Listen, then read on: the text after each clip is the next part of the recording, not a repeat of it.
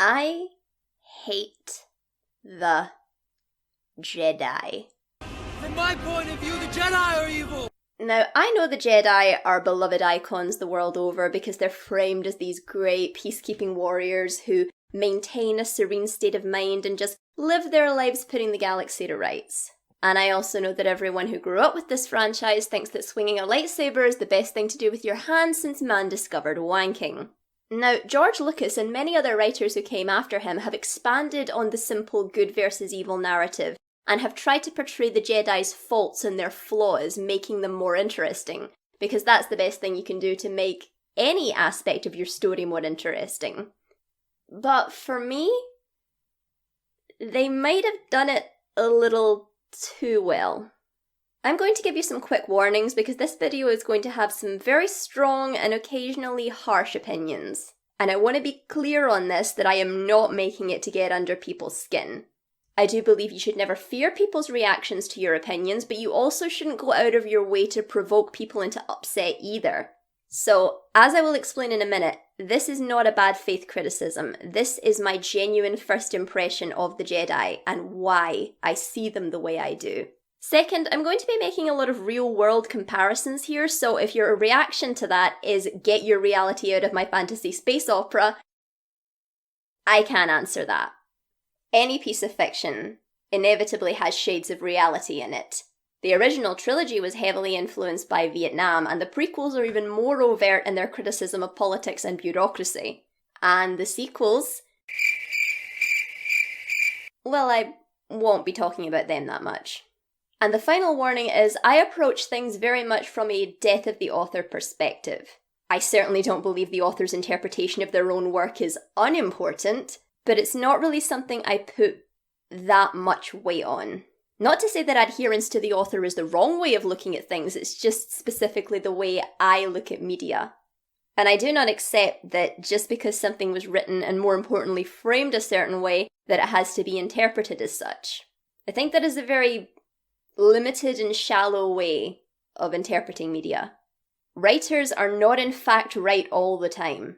This is very easy to understand if you've ever written something and you've gotten so far into it and so close to it that you don't actually realize what you've written and more importantly the implications of it until it's down on the page and out in the world.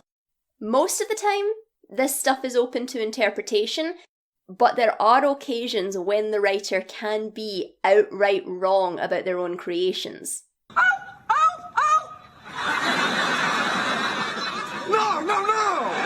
My favourite example of this is Devin Grayson, who wrote the Nightwing comics for a time, and included a scene where Nightwing gets raped by a female vigilante, and her 10-year-long insistence that it wasn't rape does nothing to change the fact that it is, by very definition, rape.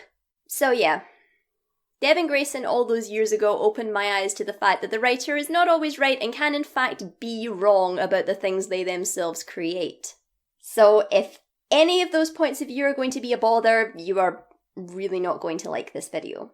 And going back to my good faith declaration, I think it's important to take a brief look at an overview of my history with Star Wars so you can understand why I feel the way I do about the Jedi. Because the whole point of my channel is trying to determine whether something is good or bad objectively or whether it's just your own biases telling you something. A good Star Wars example of this is the end of The Mandalorian Season 2, where so many Star Wars fans finally, after so long, got to see their childhood hero in his prime. For those people, this was an amazing experience. For me, it just didn't touch me the same way it did them. So while I still do enjoy the scene, it's not gonna get any extra points from me. But as a massive fangirl of certain franchises myself, I can more than relate to the feeling. So I just want to make sure I lay out all my biases on the table for you. Okay, so now you know why I'm explaining this? Let's explain it. I never watched Star Wars as a youngling. I didn't watch it, my parents didn't watch it, it just wasn't a presence in our house. The first time I ever saw A New Hope was in my 4th year media studies class and I thought, that was fun. So I went home and I watched the other two and I thought, that was fun.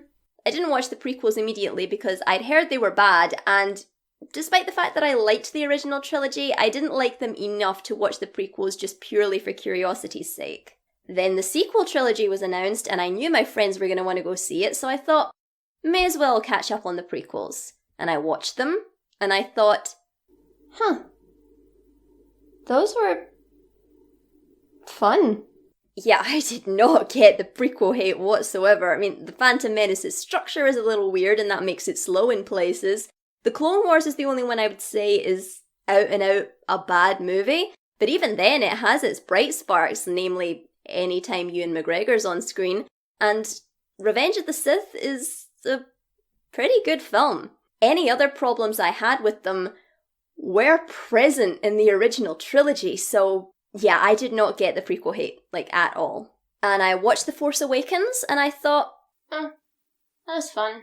Then I watched The Last Jedi, and I thought, Yeah, the opinions I'm about to spout about the Jedi might have you confused as to why I didn't like this film, but watching The Last Jedi was kind of like sitting down with that friend. You know that friend. Everyone has that friend. Who is trying to convince you that they're a deep and edgy thinker, but you're just sitting there thinking, yeah, if you actually knew what you were talking about, that might actually make sense. And I didn't watch Rise of Skywalker because I don't watch things I expect to disappoint me. And I was pretty much done with Star Wars. I'd given it a try, and even though I liked it well enough, I just wasn't a fan, and I never was going to be a fan.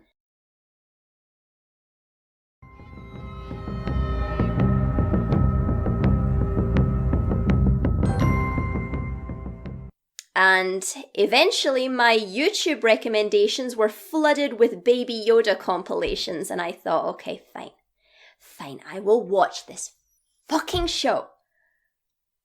And God help me, I loved it.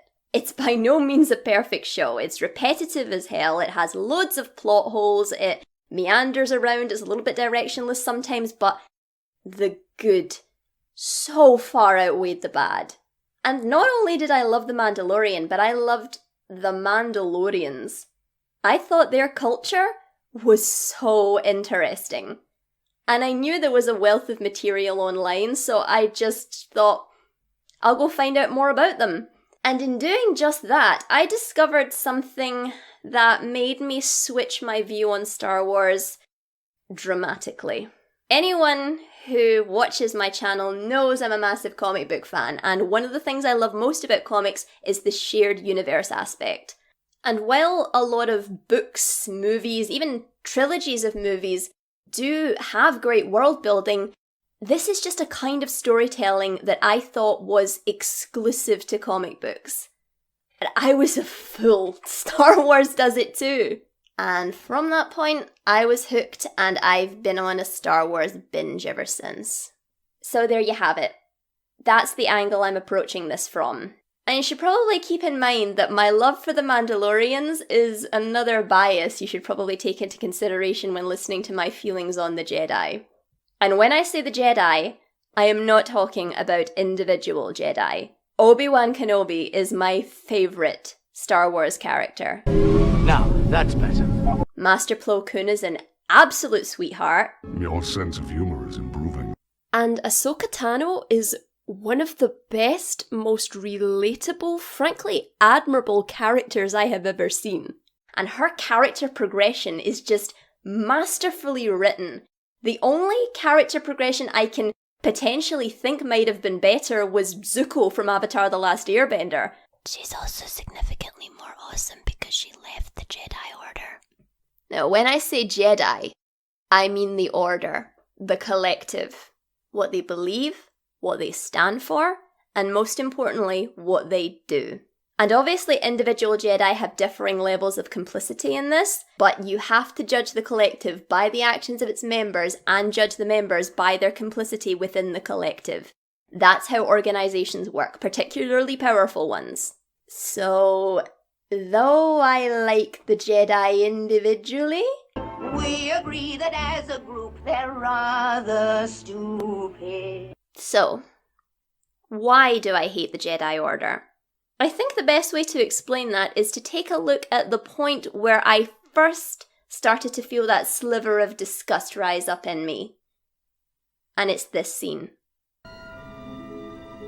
How feel you? Cold, sir. Afraid, are you? No, sir.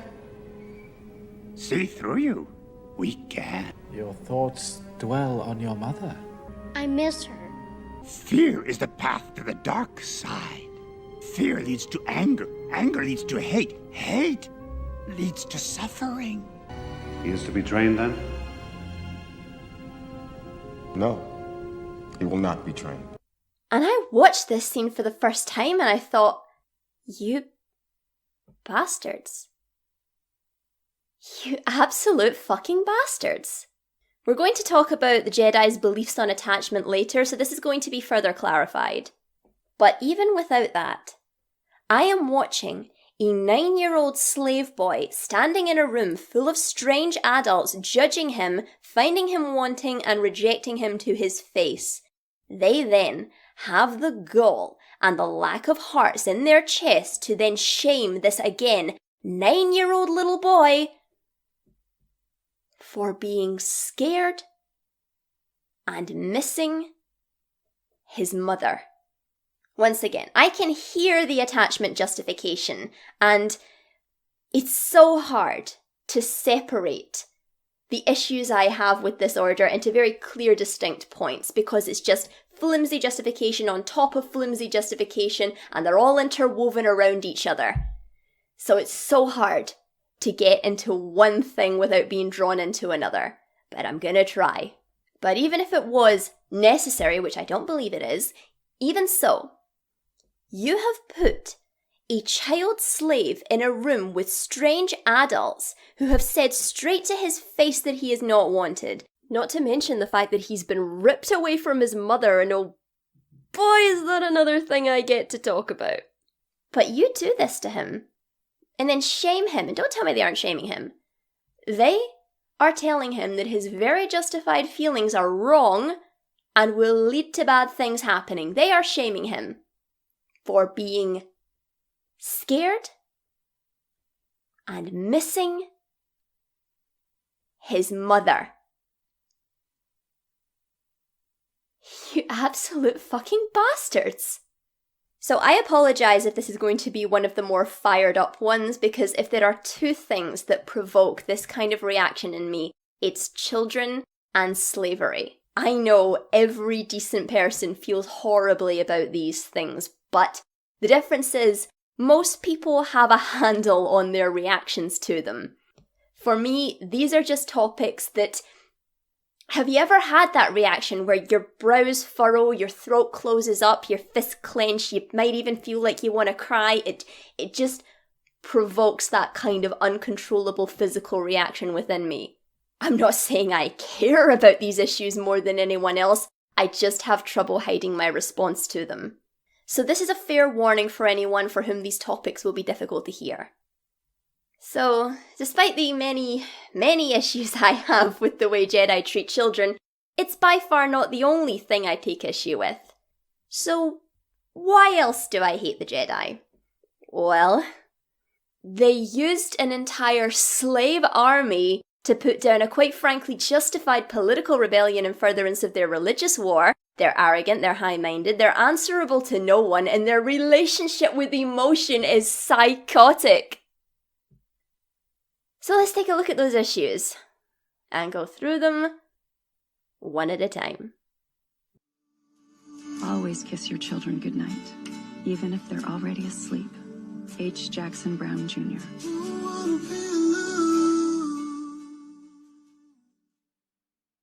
So clearly I have very strong feelings about the Jedi's approach to children. And if I were prone to brevity, I might be tempted to leave it at the council room scene with Anakin. But I think you all know I'm not going to do that. So, in our further horrific deep dive into the Jedi's approach to kids, let's start where they do, with recruitment. The acquisitions department of the Jedi Order, and if that doesn't tell you something all on its own, find Force-sensitive children, take them away from their parents, their communities, and any other support networks they might have, take them to the Order, sever all attachments to those vital aspects of a child's life I've just listed in order to keep them on the light side, as is their justification. Now, the biggest argument I've seen for this point is that the Jedi are doing nothing wrong because they get the parents' consent. First of all, the Jedi are a very well-respected religious order who for a very long time were held in reverence by the populace. Have you come to free us? No, I'm afraid not. I think you have. Why else would you be here? This kind of soft power can be very dangerous, and even the most loving of parents could be convinced that they were robbing their child of something if they didn't give them up. This puts parents, particularly those who can't advocate for themselves, in an impossible position. Either they give up all rights to their baby or live a life feeling as though they've denied them their birthright. And I want to be clear that I do not believe the Jedi are purposefully manipulating parents into giving up their children, but there is a power dynamic at play here that they are 100% taking advantage of to have full rights and access to these kids. And even without this, imagine you, as a parent, have a child who can move things with its mind. Babies and toddlers are hard enough to look after as it is. How are you going to care for a child that has this kind of power that you neither understand nor can help him with? Then this very important person in a robe comes knocking at your door and says, I can train your child. Well, great. But you never get to see him again. And we're going to sever all attachments he has to you, the rest of his family, and his community. No, you can't do that. Well, then I won't train him. What choice do parents really have? And there's the quite frankly horrific argument that not only does parental consent make it okay, but the parents consider it a great honour. We've already covered consent and why it's kind of iffy in these situations, but let's say it's not. Let's say this is a completely eyes-open, non-coercive scenario for the parents. You don't realise that this is still unjustifiable because the sin is in the asking. Consenting is the parents' sin. Asking is the Jedi's. They shouldn't be asking to begin with. And I can hear but the Sith, and the Force, and the Jedi's numbers, and we're coming to that, believe me. But to just quickly bat it away for now, if you have to do something fundamentally immoral, I would argue horrifically so, in order to stop the bad, I'm sorry to tell you this, but you are still doing something fundamentally immoral. And this isn't even like the scenario where a leader had to make a tough, immoral decision for a greater good. It's not even that. That can be argued on some level. And we'll be covering that in section 3, I believe, when we talk about different moral perspectives and religious and ideological perspectives, etc. But this is not even that. This is a systematic implementation of something so immoral it boils my blood. Again, I can't... You can give me the Force and the Sith and the Jedi and they have to keep their numbers up all day long. That changes nothing about how immoral the action is. So I know I've repeated myself quite a lot saying we're going to be getting back to a certain point in different parts of this video, but please take this as one whole complaint split into parts because they all feed into each other. And if I don't have time to explain something in one part, it will be explained in another. So anyway, back to this point. Parental consent also means very little because the parents are not the one you are committing the greatest wrong against. The child is. The one whose rights most people would be the most concerned about. And again, greater good argument me all you want, but if you're not worried, first and foremost, about the children, then why are you even doing any of this? And this whole honour thing, it might be the absolute worst argument, it really might. Now, fair warning, I'm going to be talking for the next couple minutes about some fairly horrific things, not in great detail, but I will be mentioning infanticide, so here's a time code if you don't want to deal with that, because God knows I don't want to. But I can't believe people don't realise that this whole honour argument makes it more insidious, not less. Parents do a hell of a lot of fucked up things to their children in the name of their honour. Forcibly marrying off their daughters, restricting their freedoms. Ever heard the term honour killing? And perhaps the most concrete example of this comes from a documentary I watched about a certain part of Madagascar where twins are considered cursed.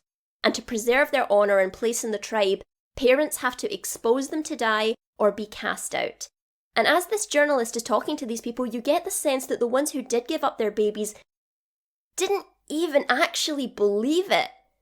They just did it to preserve their honour and the respect from the elders. And to repeat myself yet again, I will be covering the power of groupthink later in this video. But the point is, just because there are parents who are strong enough to walk away doesn't mean crap in the grand scheme of how right and wrong this is. Consenting is the parents' sin. Asking is the elders'. Now, I know the Jedi have never done anything like this, forced marriage or honour killing or anything like that. I did not bring this up to make a comparison.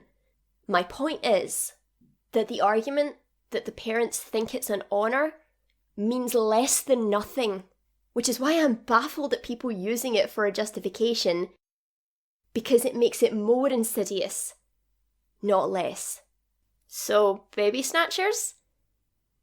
I would not go that far, but they are this close.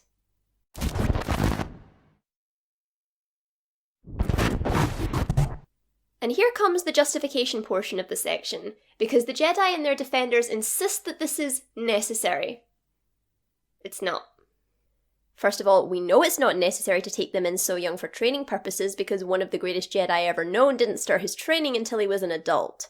So the point of taking them in so young is so that they don't have time to form any worldviews separate from what the Jedi teach. And if that doesn't sound sinister and cultish to you, then I'm a little bit worried. And would like to ask you to watch out for people knocking on your door asking if you've heard the good news. Another reason they take them so young is so that attachments on the child's part can be severed easier. And we're going to look at the merits of attachments and the damage both breaking them and not learning how to properly form them can be when we get to the relationship with emotion is psychotic section. But just to touch upon it in relation to this point. We can talk about Anakin's fall to the dark side all day long. I probably will at some point in time. But if we're following the whole Chosen One prophecy narrative, which I actually think is quite clever considering how it plays out, he fulfills his destiny of bringing balance to the Force by killing the Emperor, and he does it because of his attachment to his child. Tell me again that the Jedi are raising their children this way for good reasons. And I have to say, one thing about Star Wars writing up until very recently that has quite honestly disturbed me a little bit is how they portray giving up a child as no big deal, instead of how damaging it can be for both parties. Because hey, the kid's gonna be a Jedi, that's better than a parental bond. How terrible a thing the Jedi are doing in this regard can come down to an outdated understanding on the creator's part of mental health and child rearing. Not that I think that's his fault, by the way. But however it came about, it's here now. So unless we want to change the Jedi's entire outlook, we're stuck with this no attachment thing. And in a modern context, this is not only a horrendous way to raise a child, it is outright abusive. It is now very well known that the early years of a child's development are critical, and if those stages are interrupted, it can be very hard to catch up. This is a time when children need to form healthy attachments. 1, to keep them safe in their vulnerable years, and 2, so that they can recognise healthy attachments when they grow up and learn how to form them properly. It's the reason we see people who were abused as children either become abusers themselves or get into abusive relationships. They were never taught what healthy attachments should look like. Of course, none of these are hard and fast rules. It does come down to the individual as well, but the pattern is undeniable.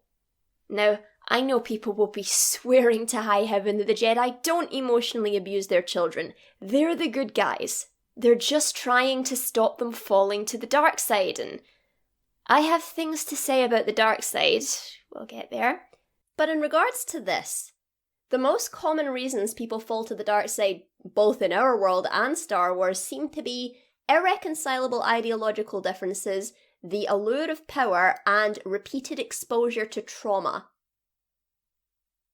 But no, attachment is the dangerous thing you need to get rid of. I don't see them proactively tackling ideological infighting by creating a more open space for communication and free exchange of ideas. Are they going to stop sending their members into traumatic situations? Of course they're not. But considering their humanitarian work, I wouldn't expect them to. And I certainly don't see them giving up their power, either the ones bestowed on them by the Force or the ones given to them by their position. But no, attachment is the thing that needs to be disposed of. Now, everyone believes they know how the Force works. And I've talked a little bit about how I find adherence to the author a quite unfulfilling way of consuming any kind of entertainment. But it goes doubly so here because the Force is the subject of religion, ideology, philosophy, and even morality in terms of its appropriate usage. So not only do I think those are things no one, creator or no, should have a monopoly on the interpretation of, because remember the oops I wrote a rape scene story? Writers are human and can be wrong even if it is their world. And even if they're not wrong, that doesn't discount other interpretations from being viable as well. But also, these four are extremely complex concepts that no one can cover in their entirety. So even if you believe you adhere to the author completely, even if you have listened to and read every single work George Lucas has ever produced, you will still have a different interpretation on the Force than he will. It's just the nature of the human mind. That's why I think adherence to the creator is not only limiting, it's futile. And the slightly smug tone of, oh well, you see, this opinion is just down to a fundamental misinterpretation of the Force and how Star Wars works. I make YouTube videos for a living. I have total and complete comprehension of all angles of theology, philosophy, morality, and other concepts of limitless scope. These things are meant to be debated. And I think these are the kind of debates where no one person should come out being completely right. Because my personal philosophy, just mine by the way, is that all of these and all their sects have their value. And all have their fallibilities. No one point of view can cover every situation. And the key to living a good life is to always remember that. So back to the point, I find the idea of getting rid of attachments preposterous under any circumstance, but let's just say it's an indisputable fact that attachments increase the potential of falling to the dark side. They certainly don't mean every single person is going to fall to the dark side, it just simply increases the potential of it. Fixing that problem by getting rid of attachments altogether, to my ear, kind of sounds like saying this. This dish requires a little extra salt, so I'm going to fuck it. You may have solved the problem, but you've also made everything worse.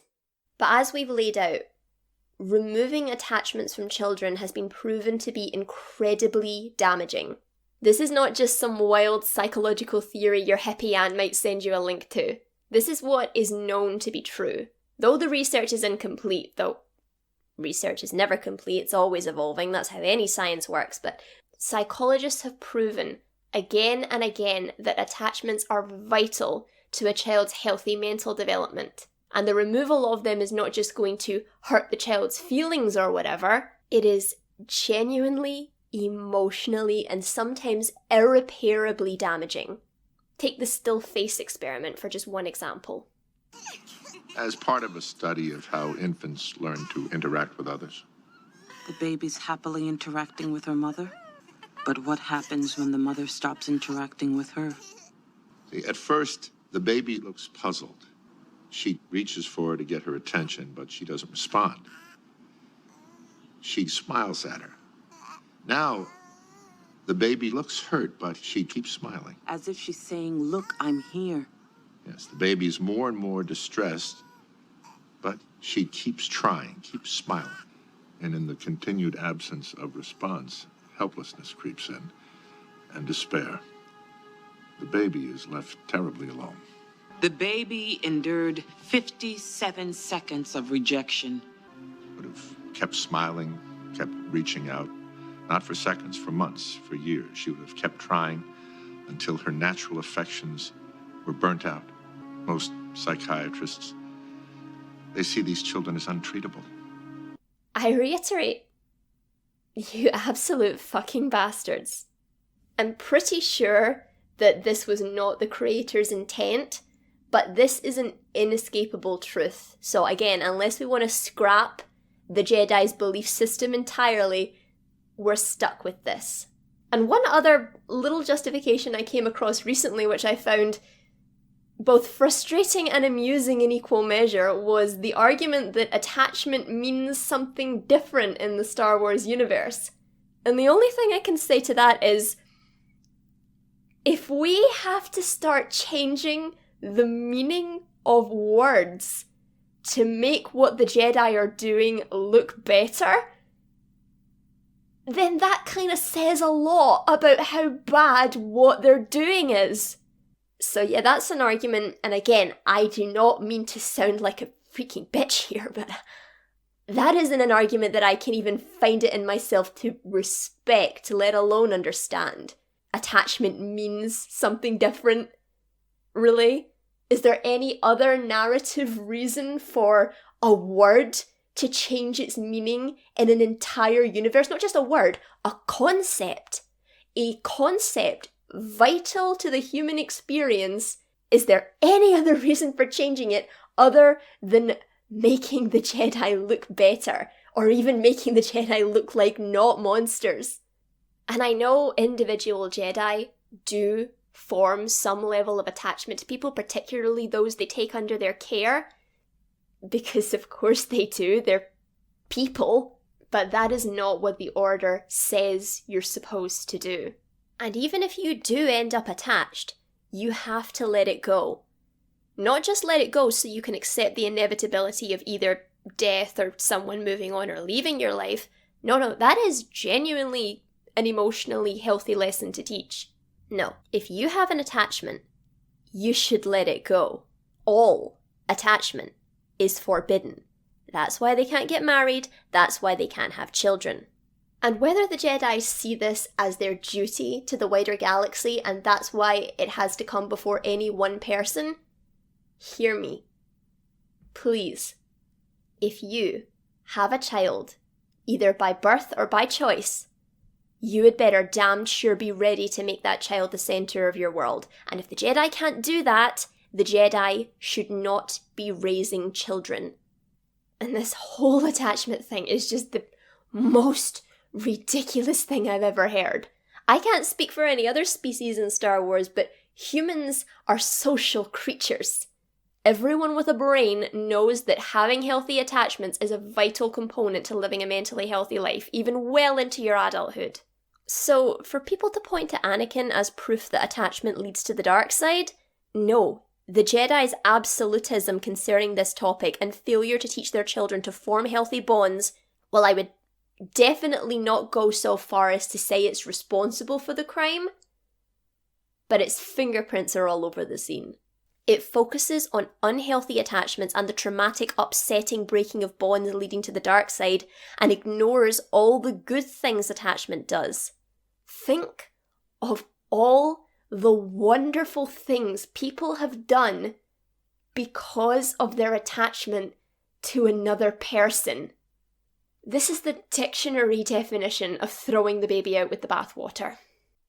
And just the thought of those babies in identical cots tended to by a machine, no one to lean over them and talk nonsense to them daily to make them laugh, no one to snuggle with them, to tumble with them on the floor, tickle them, no one to kiss them goodnight even if they're already asleep. It's monstrous.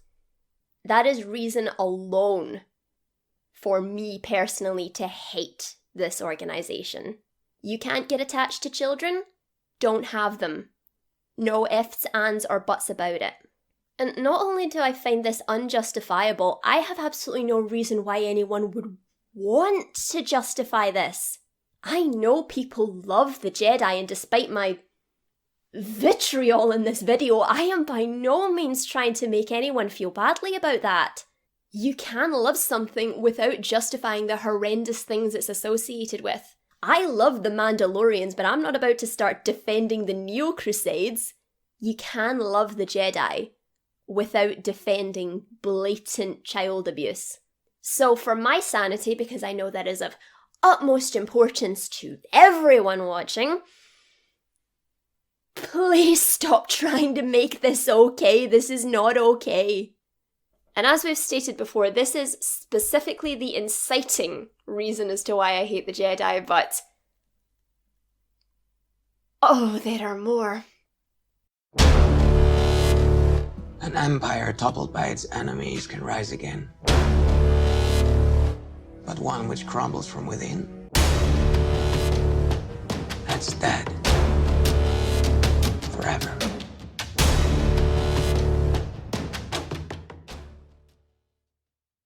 Now, I think this is one most people will be familiar with, as the writers of the Clone Wars TV show definitely leaned into it. But, as with most issues concerning the Jedi, I think I looked upon it in a far less sympathetic fashion than most people did. So to set it up, just on the off chance you've never seen the Clone Wars TV show, the Republic is complicated to say the least, which I think is what put a lot of people off of the prequels, but it is very applicable to our own world, and the writers of the TV show definitely did an amazing job expanding and carefully explaining through quite tense political arcs what was going on and why this was all happening. In fact, I do think a lot of people are of the opinion that this TV show retrospectively improved the prequels, at least to some extent. And I can get behind that, not that I ever hated the prequels to begin with, but I did start to find what George Lucas was doing in those films significantly more interesting.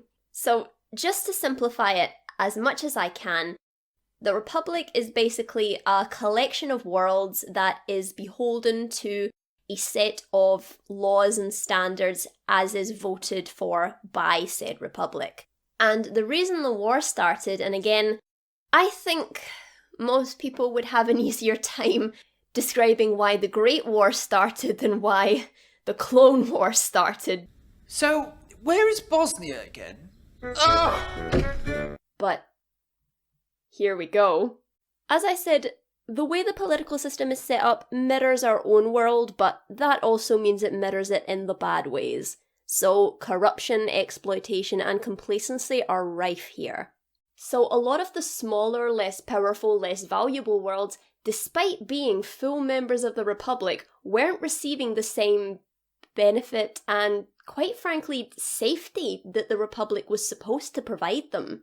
So they thought that they would be better on their own. And you can't blame them, because you think, I'm paying taxes to this organisation and I am getting basically nothing in return. And just an example of one world was the world of Jibim that was left to slavers, bandits, and poverty because it wasn't really worth the Republic's notice.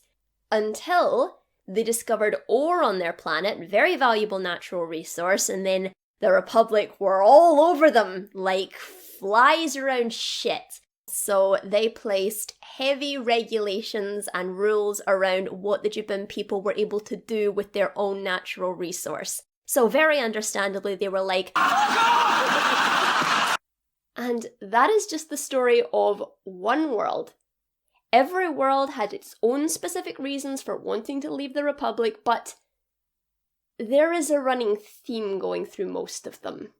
And at some point, the independent nations decided to make a droid army in order to safeguard said independence, and the rise of the droid army gave rise to the clone army, again, severely manipulated by the Sith and Count Dooku. And I think the best way to describe the powder keg moment is this. It was just too much effort not to have a war. And the Jedi found out that the Sith were involved, so instead of being the peacekeeping diplomats they claim they are, Sith. So we gotta fight. Instead of looking at the very valid and very, not only justifiable, but sympathetic reasons that these people wanted to get away from this goddamn Republic. And we know that they didn't, because Ahsoka says this. I don't understand any of it. I know the Separatists are evil. They didn't teach their Padawans the actual reason they were fighting this war. So either the Jedi didn't know the reasons these Separatists had for wanting to get away from the Republic, and as a result didn't bother to find out, great peacekeeping diplomats that they are, or they did know and just didn't care. I'll let you decide which one's worse.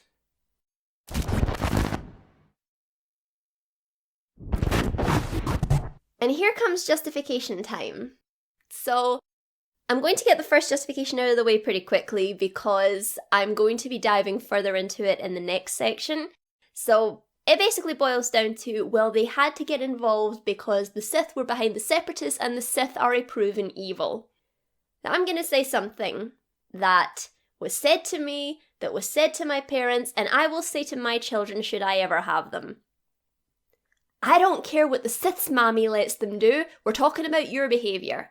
Just let's say for argument's sake that they had to fight this war because of the Sith.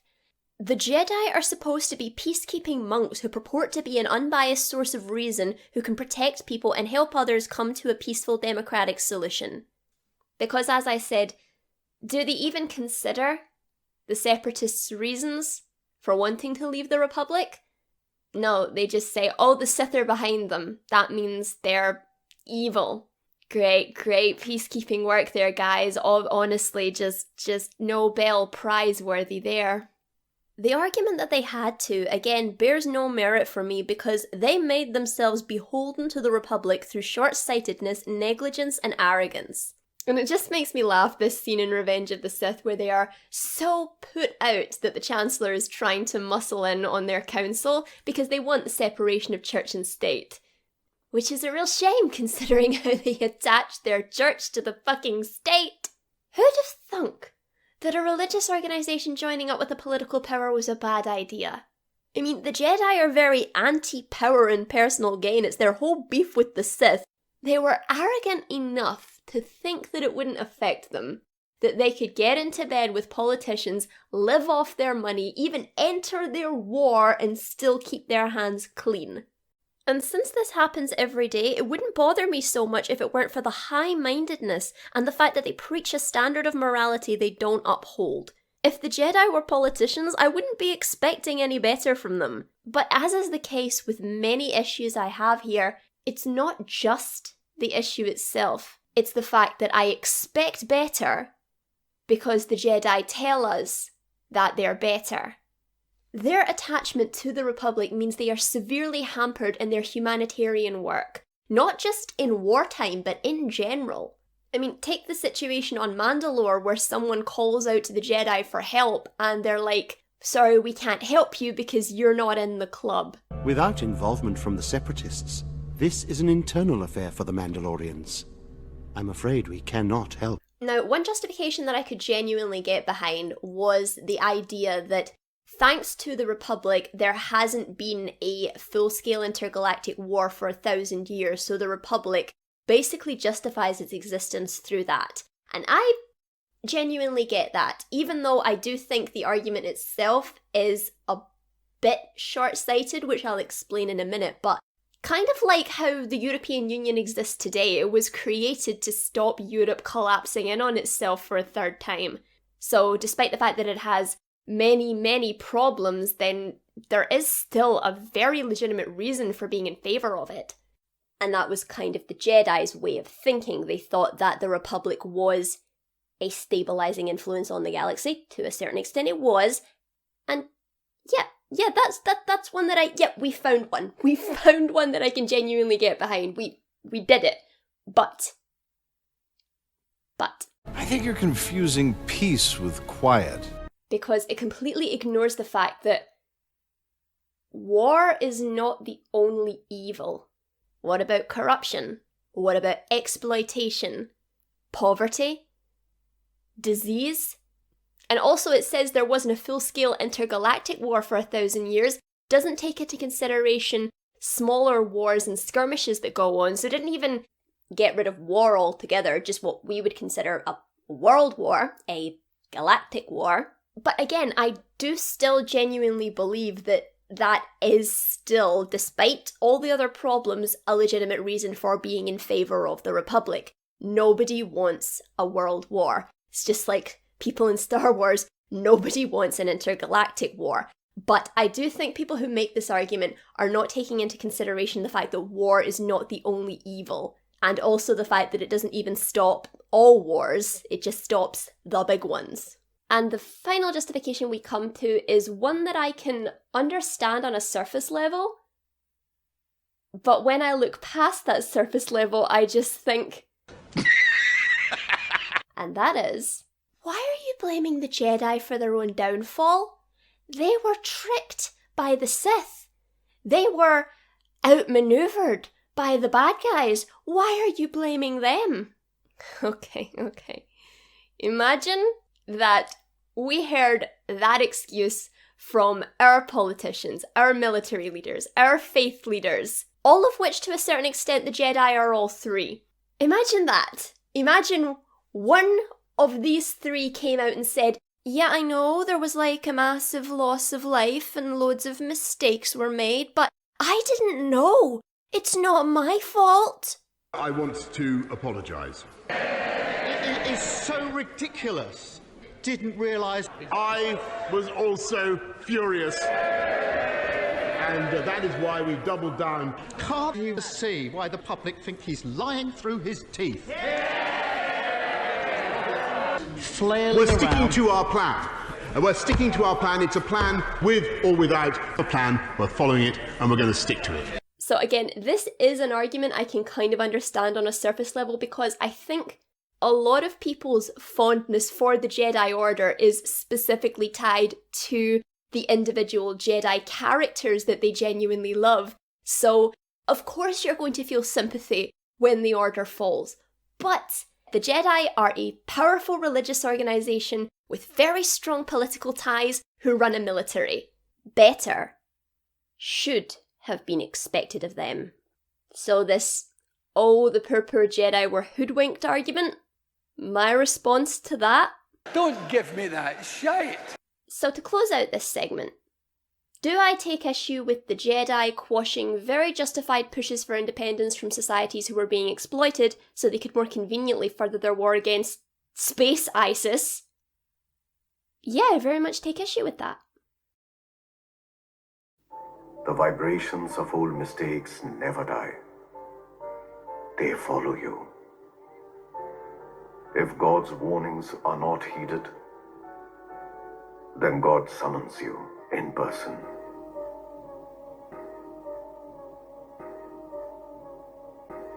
There's such a thin line between faith and delusion. Where does faith end and where does delusion start, you know? Where do you draw the line? This one is going to take a lot of work. Now, religion is a subject of endless fascination to me, and like most lapsed Catholics, I did go through a religion is evil phase in my mid-teens, but I got over that pretty quickly when I started thinking and acting like an adult. I have enormous amounts of respect for people whose devotion to their faith informs their lives in fulfilling ways and makes them better people. Makes them the people they are, really. But I still haven't fully gotten over my dislike and distrust of religious organisations. And the reason I'm explaining this is because I promised I was going to lay all my biases on the table so you can see why I reacted so strongly to some of these things and judge my point of view accordingly. Many individual Jedi, whatever flaws they may have, are informed by their faith in the Jedi way of life and code of conduct, and are good people as a result of their adherence to and unique interpretations of it. And let's not kid ourselves, the best and most moral Jedi do hold to their beliefs, but not with the kind of dogmatic stubbornness that leaves room for nothing else. and also are more in tune with their faith than listening to whatever decisions or orders the council arbitrarily hands down. But the Jedi Order is a religious order, and if anyone has an argument that the Jedi don't count as a religious order in the same way, no, this is not an artistic interpretation. They are the dictionary definition of a religious order. They have a doctrine, they have rituals, they have a church, they have leaders of that church, and before they became generals, they did what amounted to religious missionary work as keepers of the peace. They are a church. And the reason I object to religious organizations so much is because any organization is ripe for corruption, especially powerful ones. It only takes a few bad apples to spoil the barrel, and protecting the organization always becomes more important than protecting people the organization has hurt, or even just doing what is right. And that is bad enough for any organization, but when you are dealing with people's faith, that becomes inherently more dangerous. But the Jedi being a religious order is not the reason I take issue with them, it just compounds the situation. Again, just giving you my biases here. My issue is their multiple millennia long battle with the Sith. Now, I find myself both fascinated and inherently frustrated with Star Wars because it is a franchise with galaxy-spanning stories that have so much nuance and intelligent looks into the human soul and questions about morality from points of view of different cultures and species. They want to have that nuance. George Lucas wanted that nuance with all the political machinations in the prequels. But alongside that moral complexity and greyness, they still want to have a light and a dark side. Now, I would go more into this, but the justifications for the dark side being just bad, beyond it being the dark side, which I don't accept as being enough because I'm not 6, are all very varied and often contradictory. Like I said, nobody completely agrees or knows how the Force works. In my opinion, that's the point of it being a metaphysical being that's the subject of religion, ideology, philosophy, and morality. There is no one right way. But so as not to clog up this video any further, I will just be taking it for granted that dark equals bad, even though I really don't want to. Morality is an endless spectrum. So do let me know if you'd like to hear my thoughts on that in another video. Another argument I see quite frequently is that the narrative is supposed to be an old-fashioned good versus evil fairy tale. And if the original trilogy were all that existed, I would agree. I wouldn't be making this video. I wouldn't even care about Star Wars. But the prequels added context to the Jedi. It added politics to the war. It added shades of reality into what was previously just good guys and bad guys. The Clone Wars TV show took it even further in this direction by displaying the flaws of the Republic, the negligence of the Jedi, the severe mistakes of the heroes, and the injustice of the actions good characters take. And I have a lot of trouble with this argument and the dark is bad, light is good argument in general, because it's like painting a black and white picture, adding splashes of colour, and then trying to convince me it's still black and white. You can't do that. So the dark side is just evil argument never really sat well with me, but for the sake of this video, we're just going to be focusing on the Sith, because that makes things so much simpler. So let's take it at face value that the Sith are just evil by nature of being Sith.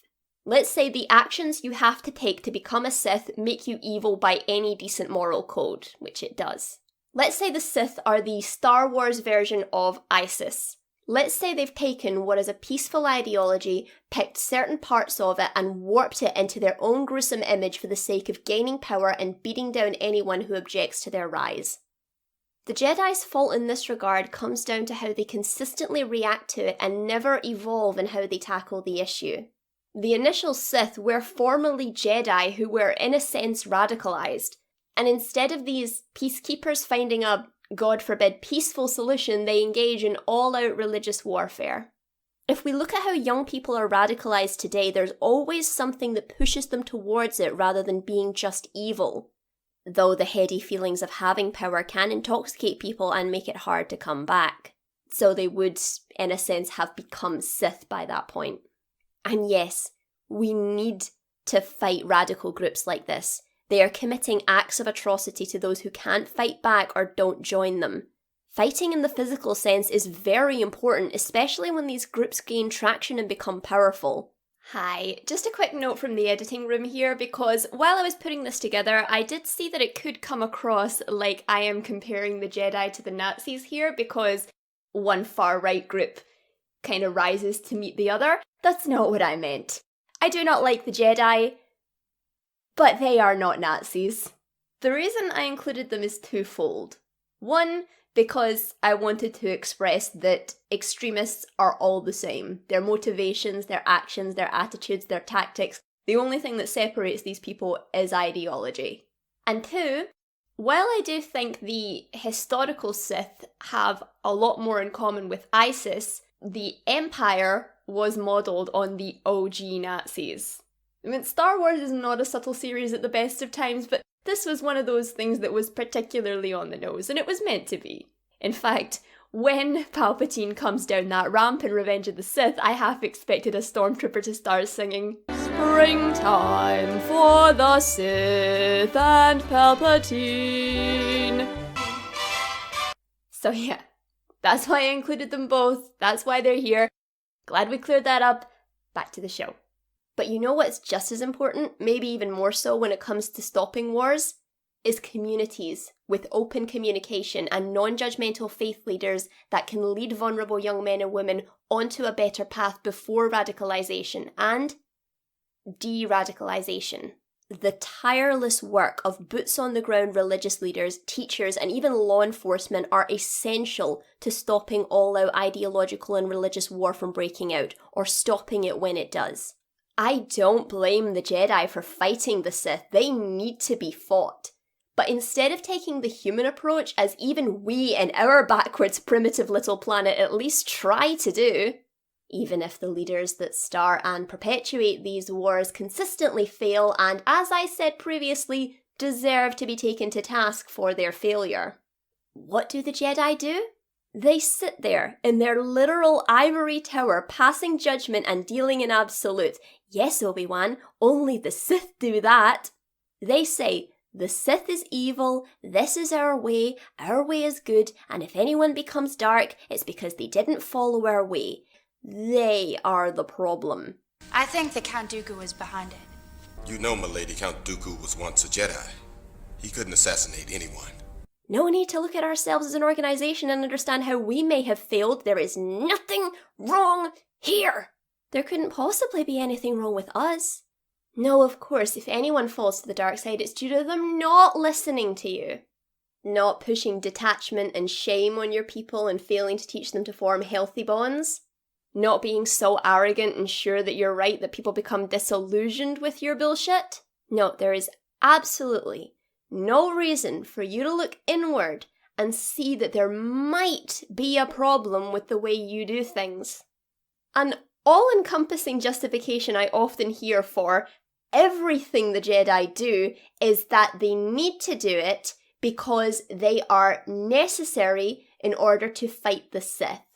You say the Jedi are a force for good because they are necessary to solve a problem they spawned. That is not to take away from the individual and the choices they make. Someone slaughters a bunch of children, they do not get to stand in front of a court and say, the Jedi treated me this way, that's why I did it. No, the buck stops with the individual. But the wider collective still has to look inward and see how this happened and how they can stop it from happening again. Because if they don't, it will. And tightening your control doesn't work. It very often has the opposite effect.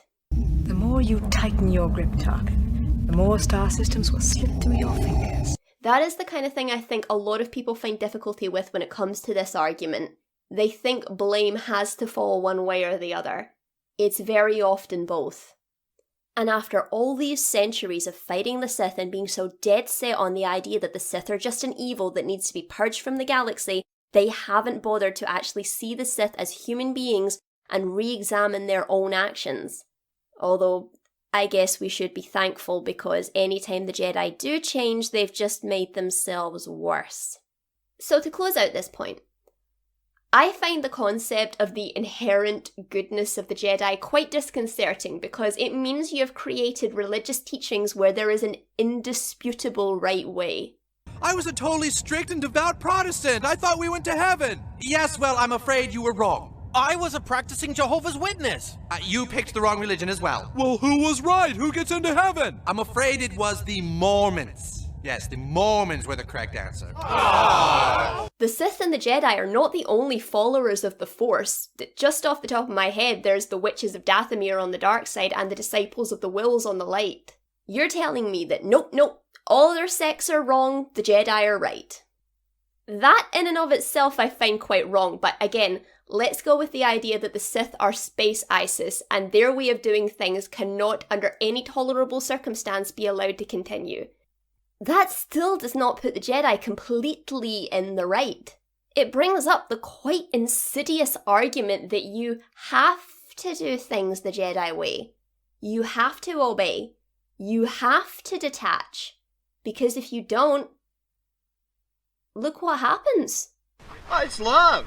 See, this is what love looks like. Love warns, okay? Love doesn't just let people go to hell or walk them hand in hand to the gates of hell. You guys say that you can do anything you want to do and it's all right? What's wrong with this world? Freedom of choice. You're guilty of disobedience. Some hellfire brimstone preachers to tell you to get right. A terrifying thing to fall. It'll cost you your soul. This is the truth. You see why some Star Wars fans might take issue with the whole the Jedi are just right, deal with it argument? Because when you are dealing with religion and ideology, that is a very dangerous and, to most decent people, a very unappealing position to hold. You don't want to become that, do you?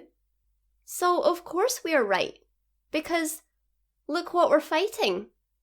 There is good and there is bad. And they are so obviously bad, so what we're doing is automatically good. If we do things that may seem inhumane or cruel, we do them because we have to fight the bad. We're trying to stop the bad taking hold of you. So many people see the Jedi as the embodiment of spiritual good, but to my eyes, they're Christian crusaders in Buddhist robes. If an item does not appear in our records, it does not exist. We have prepared an inoculation for every clone trooper in our army. So, I guess it's over then. Only a Sith deals in absolutes. Every word of what you just said is wrong.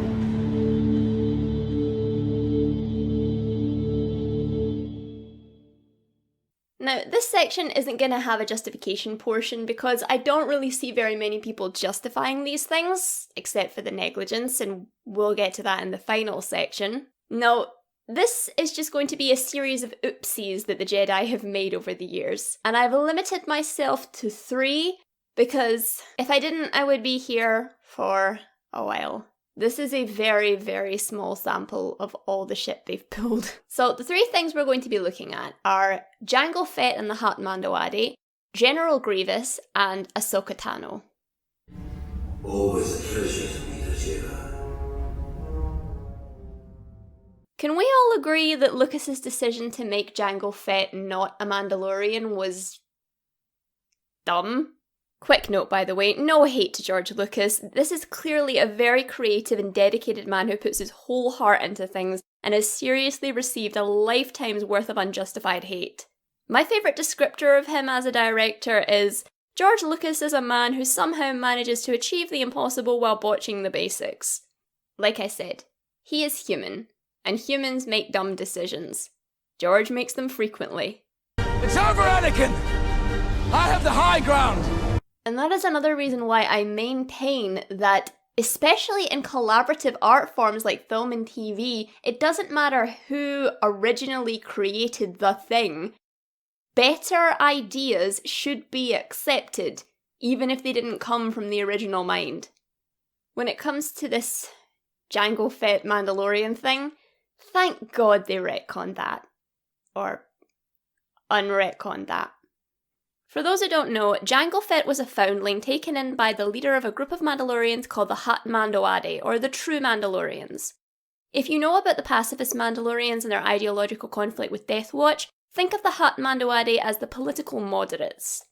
Jango Fett's adoptive father, Jaster Muriel, is a really interesting guy with some really great ideas about maintaining the Mandalorians' warrior culture, but having it be more guided by honour for a stronger but still stable and functioning society. Honestly, this guy is just like the daddy Mandalorian. Like, he is just most underrated Star Wars character. I'm calling it right now. And I'm glad that they've kind of canonized him, so I hope we get to learn more. But yeah, anyway, I could go on all day.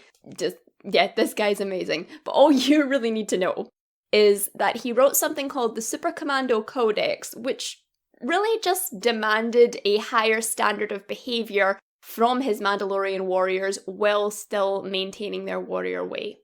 So after Jaster died, Jango took over the True Mandalorians, and they were hired by this guy who wanted them to take down political insurgents, but it turns out he was actually working with Death Watch, and at the behest of the leader of Death Watch, who want to get rid of the True Mandalorians, he calls the Jedi, says that the True Mandalorians are slaughtering his people and could they please come and help.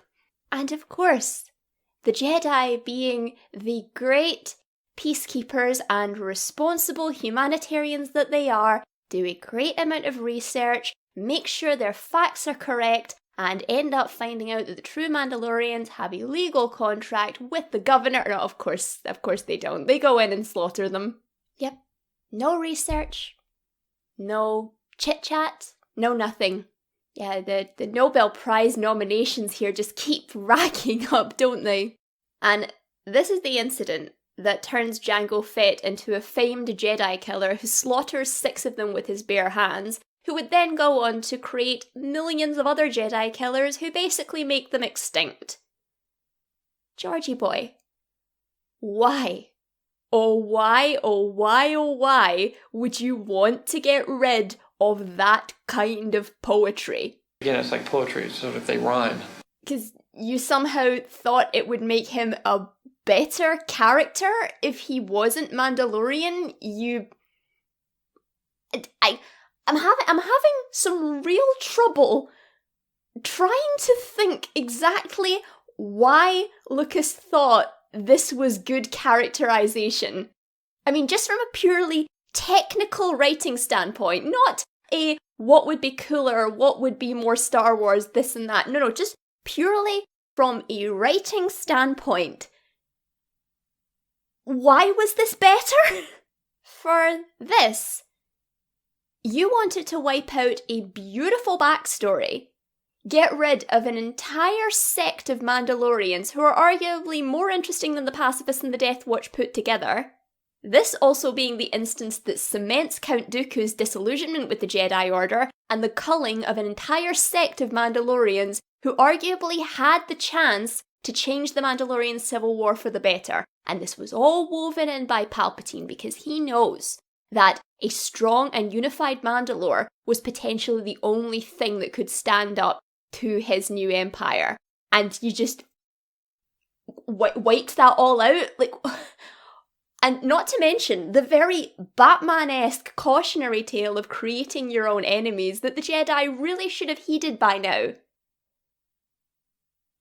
Why? Okay, enough of Lucas's questionable choices, let's get back to talking about the Jedi's questionable choices. Listen to me, Jedi. I do not care about your politics. I do not care about your republic. I only live to see you die. I think one of the biggest failings of the Clone Wars TV show, which is really bloody good by the way, is their portrayal of General Grievous. I know a lot of people were kind of disappointed that he wasn't as intimidating and competent as he was in the extended material, and that is definitely true. But my problem is that they pretty much ignored his entire backstory. And they do that quite a bit for bad guys who don't eventually become good or grey guys. But to put it in its simplest possible terms, Grievous was a member of a warrior culture by name of the Kaleesh who were constantly under siege by a race they called the Huck, a race of bug-like aliens who were enslaving them. They reached out to the Republic for help, but I'm sure you can guess how that turned out without me having to tell you. Or you can just imagine their plea got lost in the mail somewhere. So the Kaleesh with Grievous, or Kaiman Jai Shilal as he was known, amazingly managed to drive them out with nothing more than low-tech weapons, sheer warrior skill and force of will. But they didn't stop with just taking their homeworld and enslaved people back. They knew they would be forever in danger from their slavers who still had considerable intergalactic power, and they certainly couldn't count on help from the Republic or anyone else for that matter, should the Huck try again. So they started taking the colonies the Huck created. But they were also committing genocide against the bugs, which is never okay, and when said bugs reached out to the Republic for help because they were a much more powerful world that the Republic thought was worthy of its notice, sent the Jedi to help. So of course the Jedi do their research and are the good humanitarians that they claim to be. No, of course they don't. They just take their orders from the Republic, put down Grievous's rebellion without a thought, imposing heavy taxation on the Kaleesh homeworld, putting them back in a subservient position and causing mass starvation on their planet. Nice. And just one more thing before we go on. People who are so desperate for the Jedi to remain the good guys, when it comes to instances like this, try to blame it all on the Republic. Please stop babying the Jedi Order. You act like they're in the position the clones were, completely powerless through none of their own doing. When the Jedi do these horrendous things, I see a lot of people saying, well, there was no good option, they just made the best of a bad situation. One, there are usually a lot more options open to the Jedi than a lot of people like to paint there as being. 2, they are not slaves. And 3, even if they are bound to obey the Republic, that is the problem, and it's their own fault. They made themselves beholden to the Republic by their own will, and they remain beholden to the Republic by their own will. So even if the Order had no choice, it's their own damned fault they've got no choice. You do not get to walk yourself into a bad situation, be presented with crappy choices, and then say, well, I made the best of a bad situation, when you created the situation. Please stop babying the Jedi Order and hold them responsible for themselves. The Republic has its own blame to bear, oh boy does it, but their involvement does not mitigate the Jedi's responsibility. Now, I am not doing this character justice with just his culture, his mindset, his religion, his lost love, his basically selling himself to the Separatists so his people could be free, slowly and non-consensually becoming a cyborg, losing the great warrior he once was. It is ancient Greek levels of tragic. Please, if you haven't done already, go read up on General Grievous. I am begging you. But that was scrapped for the show because, understandably, having your heroes aid in the subjugation of a people they considered primitive through their own arrogance and prejudice is not exactly a good look. Now, I am not defending Grievous. He is a bad dude. At one point, he aids in the capture of Force-sensitive younglings for a project to turn them into cyborgs just like him. He is not a good person. But once you know his history and where he came from, his little hobby of collecting lightsabers becomes infinitely more understandable. I'm not going to take the fall for something I didn't do!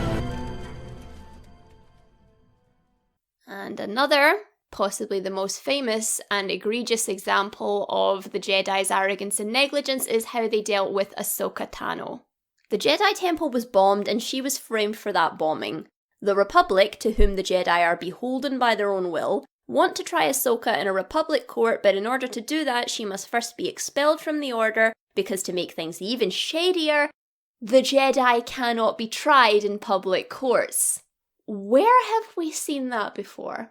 But I guess it's perfectly okay for them to operate this way because the Jedi are the undisputed spiritual good of Star Wars.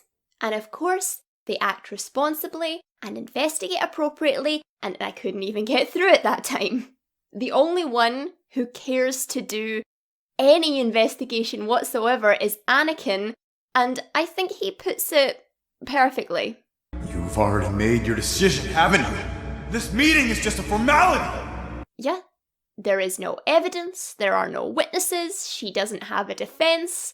Every single member of the council just says how they feel about the situation.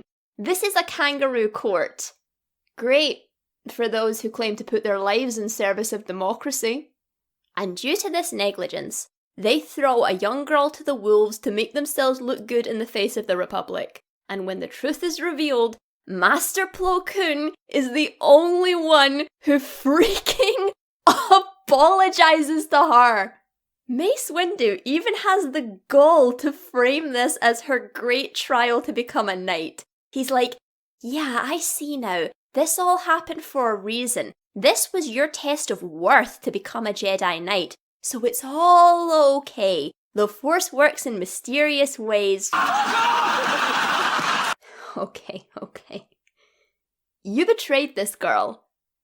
Abandoned her to her fate without putting in the effort to actually find out what was going on, and you think letting her into your little ego club somehow makes up for it. And just to compound how ingrained this topsy-turvy view of how people should act is, just how cultish this organization is, there is a deleted scene where Obi-Wan and Anakin discuss Ahsoka leaving. I will grant you mistakes were made, but she chose to leave. Part of the Jedi way is not letting emotion cloud your better judgment, and that's precisely what Ahsoka did. Obi-Wan, I love you, but... The Order, being the only support network this child has ever known, discards her in order to make itself look unbiased, breaks every ounce of trust she had in them, contributes to one of the most traumatic events in her life, and maybe has some legitimate concerns about trusting them again when they have clearly shown they are not worthy of that trust, and you frame this as some kind of tantrum? How well would you sleep knowing I failed you? Yeah, she's the one being unreasonable here. And this is called confirmation bias. There is a reason people don't put their trust in those who have previously betrayed them. I'm not saying forgiveness should never happen, but yeah, that is the correct response to being betrayed. You ever had that friend who goes back to that partner or family member who is toxic and you want to scream at them, but their response is, if you love someone, you don't give up on them, or their family, as if that makes them obligated to dedicate their lives to people who objectively don't deserve it. Walking away is the right thing to do. And if it's not the Jedi way, then personally, I say the Jedi way is wrong.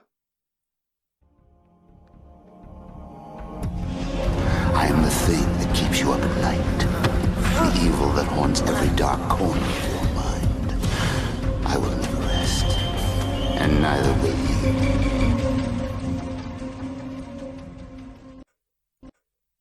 Forgive me, but before we get into the nitty-gritty of this, I just want to bring up one wee thing because it makes me laugh and is illustrative of why I think the Jedi are emotionally disabled. It comes from Dave Wolverton's series of novels, Star Wars Jedi Apprentice, which concerns Obi-Wan's years as a Padawan. And Masters, including Master Qui-Gon Jinn, initially don't want him because of his apparent anger issues. You were angry with that other boy. I sensed anger in both of you. It is better not to train a boy to become a knight if he has so much anger. There is a risk he could turn to the dark side. He's 13! A 13-year-old boy has trouble regulating his emotions. I've never heard that before in my life. He must be approaching the dark side. Unless the dark side is a euphemism for puberty, which it very well could be, No. And I just want to say, Obi-Wan is being bullied in this book by another student, and he shows a remarkable amount of patience I would never expect to see in someone his age. Dark side my arse. Now, with the whole children thing, and the final topic I'll be discussing after this one, I really don't think there are any reasonable arguments in favour of them. It's child abuse and well, we'll get there. But with the other topics, they stray more into ideological territory. That doesn't mean they can't be argued against, but these points of view are going to be really dependent on someone's personal ideology and moral viewpoint when it comes to judging how valid they are. That is not the case for the first and last topic. Treating people like this is wrong by any moral code that wants to consider itself decent.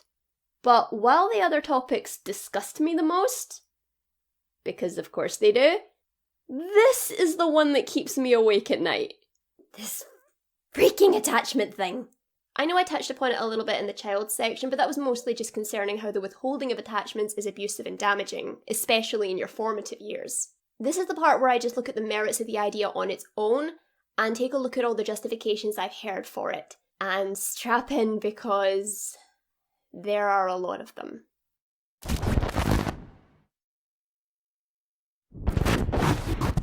Now, when writing this video, I tried my best to seek out other points of view because, well, despite how emphatic I have been here, I know my information is not complete.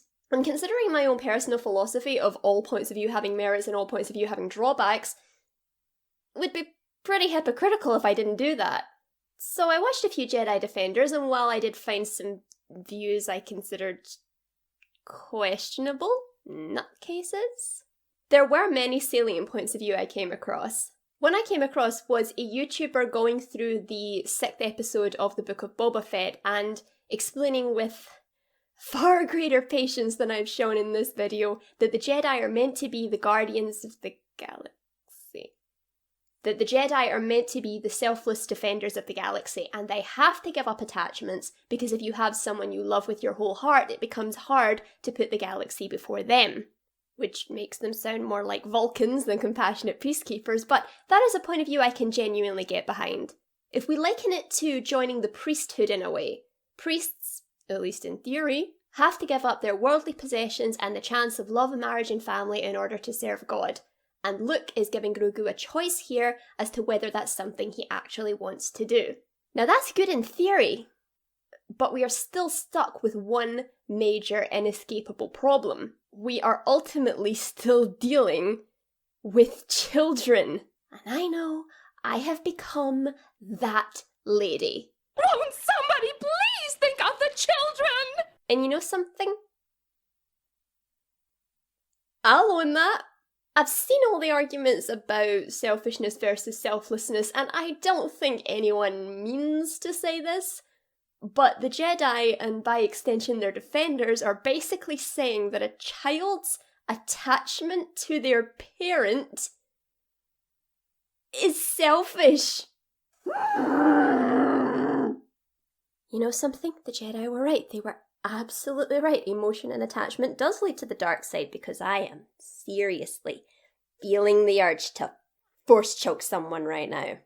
I feel like I'm going crazy. I genuinely feel like I'm living in a world where someone can argue that a child's attachment to their parent is selfish and inherently dangerous enough that it has to be severed. Maybe this is just me. I am a filthy heathen. I have no spirituality in my heart. Maybe I am just too earthbound to get this, but I can't. I just can't. Passion, freedom, individual relationships, attachments are what it means to be alive. And yes, while people's passions can lead them towards doing bad things, they can also give them the motivation in order to do wonderful things.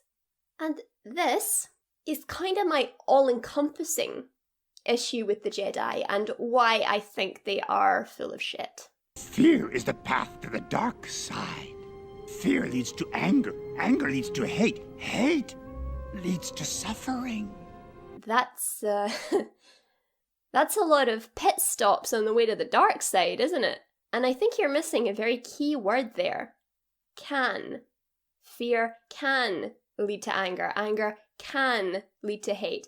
Hate can lead to suffering.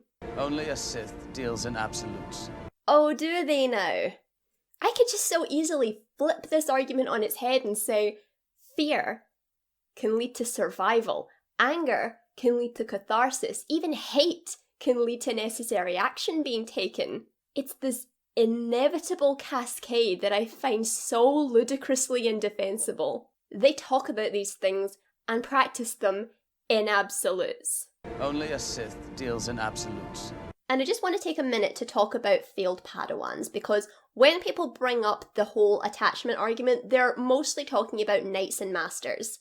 I don't believe it's necessary for knights and masters either, but let's talk about people who aren't that. So, just on the off chance you're watching this and you don't know, if you don't get chosen by a master, you basically fail out and you get sent to one of the 4 Jedi service corps, which is the agricultural corps, the educational corps, the medical corps, and the exploratory corps.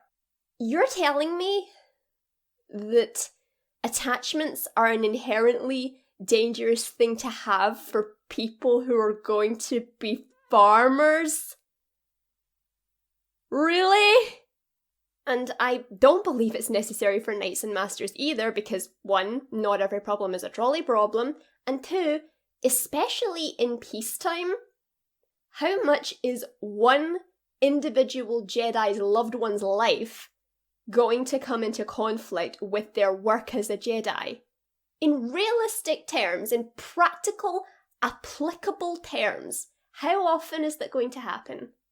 I suppose it's more likely to happen if you marry a partner who has a stake in the work you do, but that would then be a conflict of interest, and the Jedi could very reasonably then say, well, this relationship is going to come into conflict with your duties, so we're going to have to ask you to choose.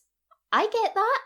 And even though there is a point to be made about not wanting to sacrifice your loved ones for something greater than yourself or them, that again comes with the implication that no one, especially people born with duty in their heart, would ever do that, which is not an inevitability either. Only a Sith deals in absolutes. You can love someone more than the sun in the sky and still understand that the sun is more important than they are. Unless, of course, you have severe emotional problems. And have the strength to make that decision, especially if one or both partners are raised with duty in mind. And if someone is showing signs of not being able to do that, then we can have a conversation. The key is finding the right partner, something the Jedi obviously haven't given their children the tools to do. There are so many ways around this detachment rubbish, it drives me crazy. The Jedi are anti-life. They take children away from their families and raise them to believe that their lives are bound in service to a greater good. Shut it! And even they fail at delivering that greater good because they are detached. Because if you are detached, truly detached, you lose the ability to understand and relate to the people you've detached yourself from. You know, the people you're supposed to be protecting. Whenever the Jedi have committed a wrong or made a mistake, I feel as though I can point to it and say, maybe a little bit of attachment might have helped you make a better choice in this situation.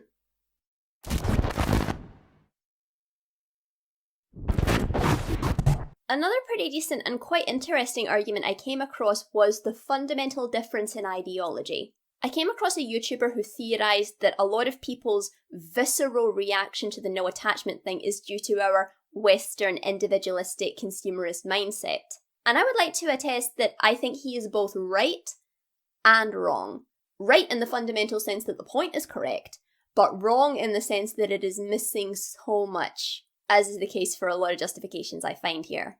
In theory, sounds good. In practice, not so much. I feel as though I can speak to this topic in particular because I used to live in Japan, a very group-oriented, greater good mindset country. I have friends who live over there, and I have Japanese friends who live here in Glasgow.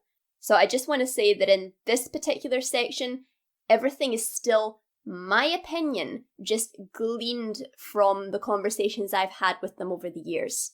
And yes, my friends who live in Japan take a look at this situation and say, I don't see what's so bad about this. Why does this bother you so much? And I say, I can't tell you. Because I would need a fully written, fully edited 2-hour-long YouTube video to do it. You're welcome. But my friends who live here, who, by the way, are way on the liberal end of the scale for Japanese people, but whose views would be considered pretty unremarkable in this country, agree with me, or at least see where I'm coming from.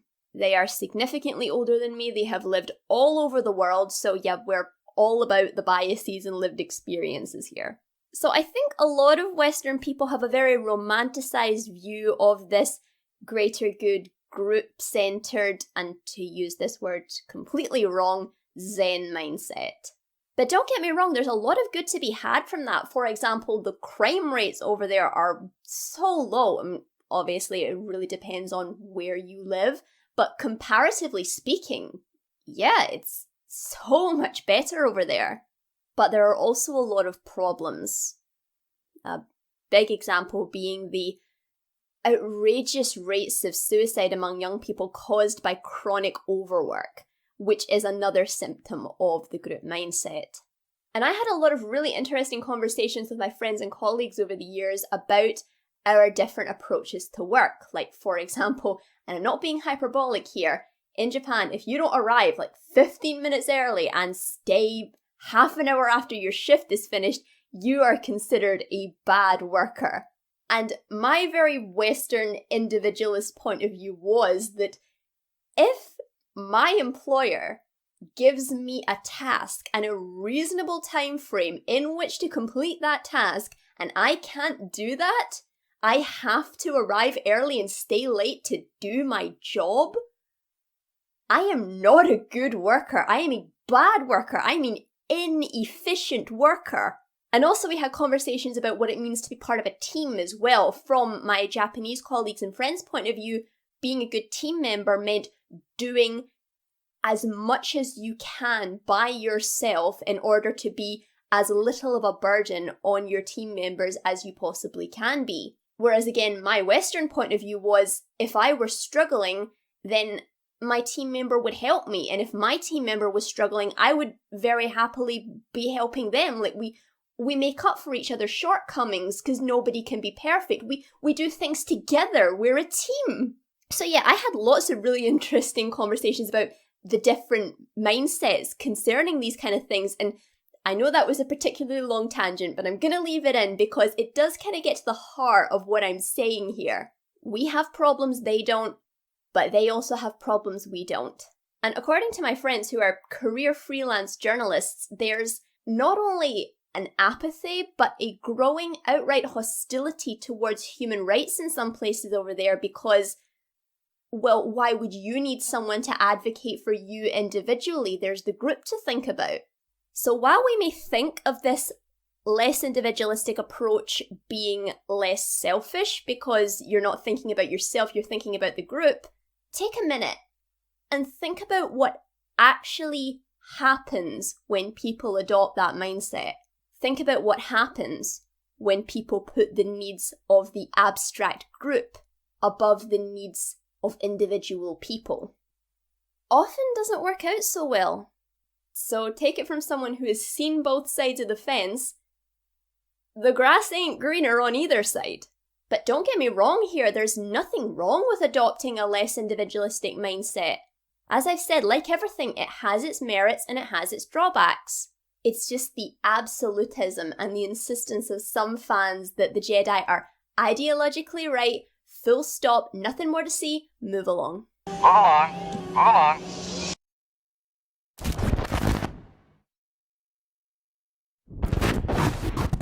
Yeah, and dictatorships function smoother than democracies, what's your point? Now, I disagree with the fact that it worked, but we'll get to that. But even if it did, it worked because, as I said much earlier in this video, the Jedi took children away from their families before they could form attachments or any worldviews separate from what the Jedi teach. So even if it did work, it was immoral as fuck. This is another one that I struggle to accept as any kind of justification, because how much something works has very little bearing on how ultimately right or wrong it is. Unless you are a die-hard utilitarian, and I'll be addressing that presently. There's a reason dictatorships and harsh regimes exist throughout all of human history. As a form of government, they work. And I just want you to think about something. Consider the history of the Kaminoans for a second, and how their planet is almost uninhabitable. And the reason they've become some of the greatest geneticists in the galaxy is because they had to do it to survive. And that's how they became the slave farming, killing their own babies if they have green eyes psychopaths that they are today. So, under this moral logic, you could go up to a Kaminoan and say, hey, eugenics is wrong. And they could say, yeah, but in the context of our society, it's necessary. There is a fundamental truth to that, but does it really alter the morality of eugenics?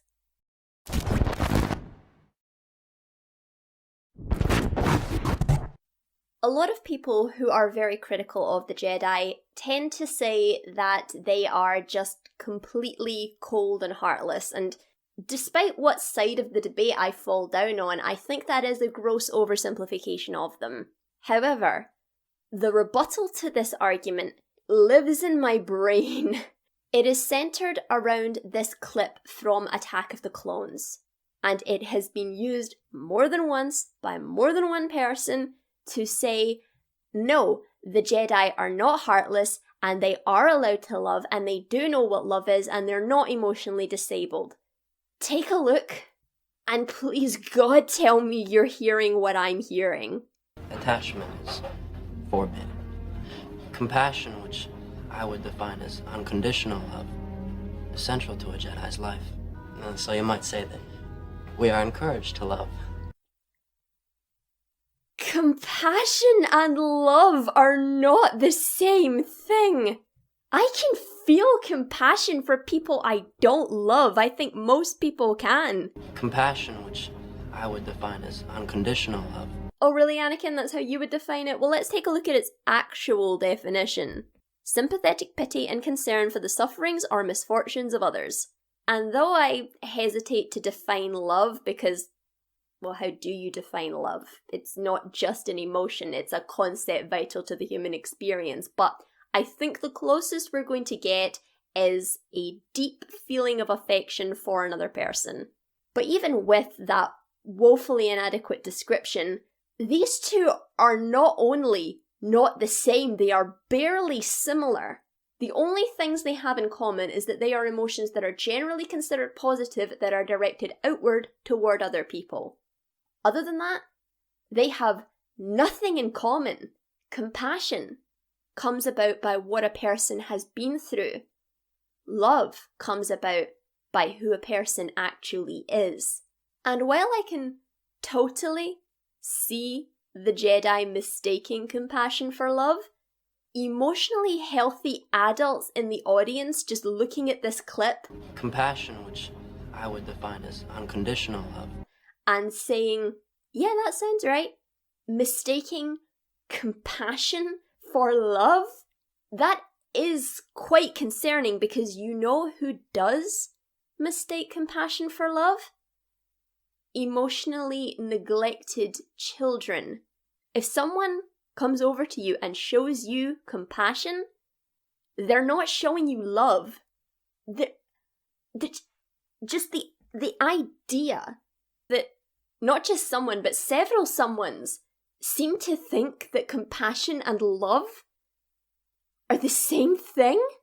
You see why this is the one that keeps me awake at night, right? Like, there are other justifications I've ran into that I've been like, God, really? That's a justification to you? But I've at least somewhat managed to see how they got from A to B. This one, I am flabbergasted. I'm dumbfounded. Boys and girls, I got nothing. And this is the argument that is used to say that the Jedi are not emotionally disabled, because far from making the argument, it breaks the argument. It's like saying, hey, those people know a lot about animals, why don't you go talk to them? I don't know, they don't seem like they would know a lot about animals. No, they do, listen to this. A cat, which I would define as a dog with an attitude. See? I reiterate, I got nothing. But another interesting point a lot of people bring up is that the Jedi have to live without attachments to remain serene and unbiased and be better able to make decisions that bring about the greatest amount of good for the greatest number of people. That is utilitarianism, which is an inherently dispassionate moral standpoint to take. So it's weird to say that the Jedi are an inherently compassionate people, and in the same breath say that their moral greatness comes about from their utilitarian viewpoint. Well, one, utilitarianism is not the greatest and only moral viewpoint to take. And as I said before, a lot of the things the Jedi do are pretty indefensible unless you are a die-hard utilitarian, which, and I don't say this with any snideness by the way, I don't think a lot of non-sociopaths are. And I want to take a minute and talk about Star Trek for a second. Now, I am not a Trekkie, but my dad and my granny definitely are, so I've been more than exposed. And I want to bring it up because they balance the utilitarian viewpoint and the compassionate viewpoint very well. Because, yeah, utilitarianism, like all other moral viewpoints, does have its place. And Star Trek, in particular, has always been so good at posing moral and philosophical questions through the lens of sci-fi. In fact, sci-fi as a genre, Star Wars included, is quite possibly the best genre at doing that. And Star Trek does it very well through the characters of Spock and Bones, because Spock is all logic and Bones is all heart. And while Spock does more often than not get the last word, because in big picture situations the head should more often than not win out over the heart, it is very clearly illustrated that Bones' heart is equally important. War is never imperative, Mr. Spock. It is for them, Doctor. Vulcan, like Earth, had its aggressive, colonizing period. And if the Romulans retain this martial philosophy, then weakness is something we dare not show. Do you want a galactic war on your conscience? The point is them being two entirely separate yet necessary entities that are always at loggerheads with each other, and depending on the situation, one of them will win out over the other. But I feel like a lot of people who genuinely love the Jedi want to defend their callousness through the utilitarian moral lens, but at the same time don't want them to be seen as cold, so say that they're also compassionate. So which is it? Are they compassionate or are they utilitarian? And well, yes, we do see these two moral standpoints at war within individual Jedi characters. That's not what we're talking about. We are talking about the Jedi Order, which does have a doctrine and a set of moral standards and behaviours it expects its followers to abide by. And it is quite a utilitarian doctrine. So Jedi that go against it are kind of going against the doctrine. So yeah, I disagree with the assertion that the Jedi Order are compassionate, because in order for their detached utilitarian viewpoint to be applied, they can't be. And an in-universe example of this is the story of Count Dooku. And to just give you the highlights, Count Dooku was given to the Jedi Order at a young age by his father because his father hates Force sensitives. But Count Dooku went back to his home planet later in his life, met his sister, and formed some sort of relationship and correspondence with her, which the Jedi really didn't like. And then his mother died. And of course, having been abandoned by his family at an early age and never managing to resolve that with them in an emotionally healthy way, he very reasonably wants to go to the funeral to get some kind of closure. And the Jedi Order says, Yeah, we'll let you go, but you have to stop talking to your sister. Yeah, I can just feel the compassion rolling off them in waves.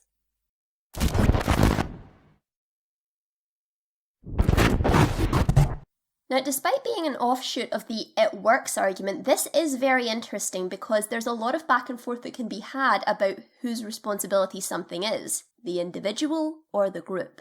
The answer is often both, but people are always going to come to their own conclusions about who holds the greatest level of responsibility and what should be done about it, if anything, and every individual circumstance is different.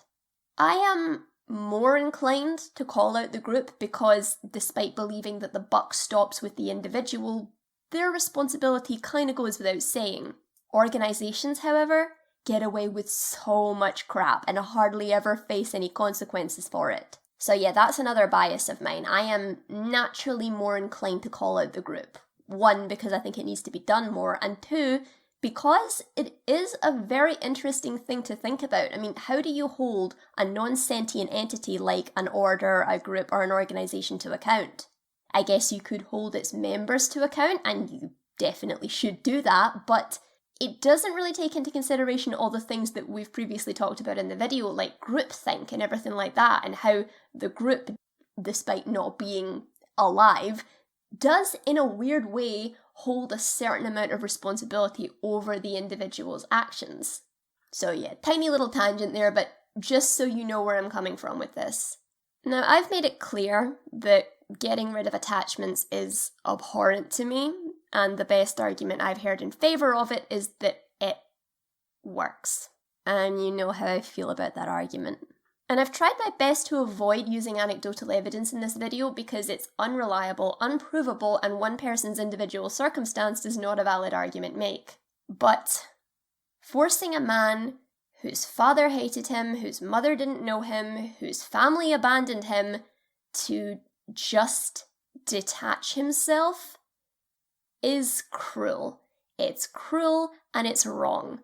And to argue, well, there's nothing wrong with the detachment thing, it's Dooku's fault for not detaching himself, is also cruel and wrong.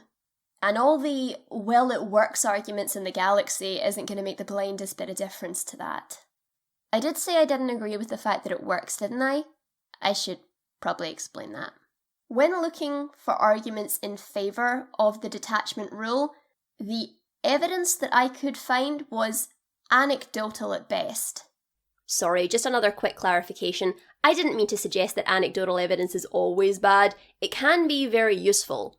The only thing is, it's important not to rely on it too much and make sure it's backed up by more than just itself, basically, or another version of the same anecdote. And I also recognise that as a YouTuber, it can be very hard to stay away from anecdotal evidence, not when constructing your argument, but just when using visual and audio to make your video more interesting, it is pretty much inescapable.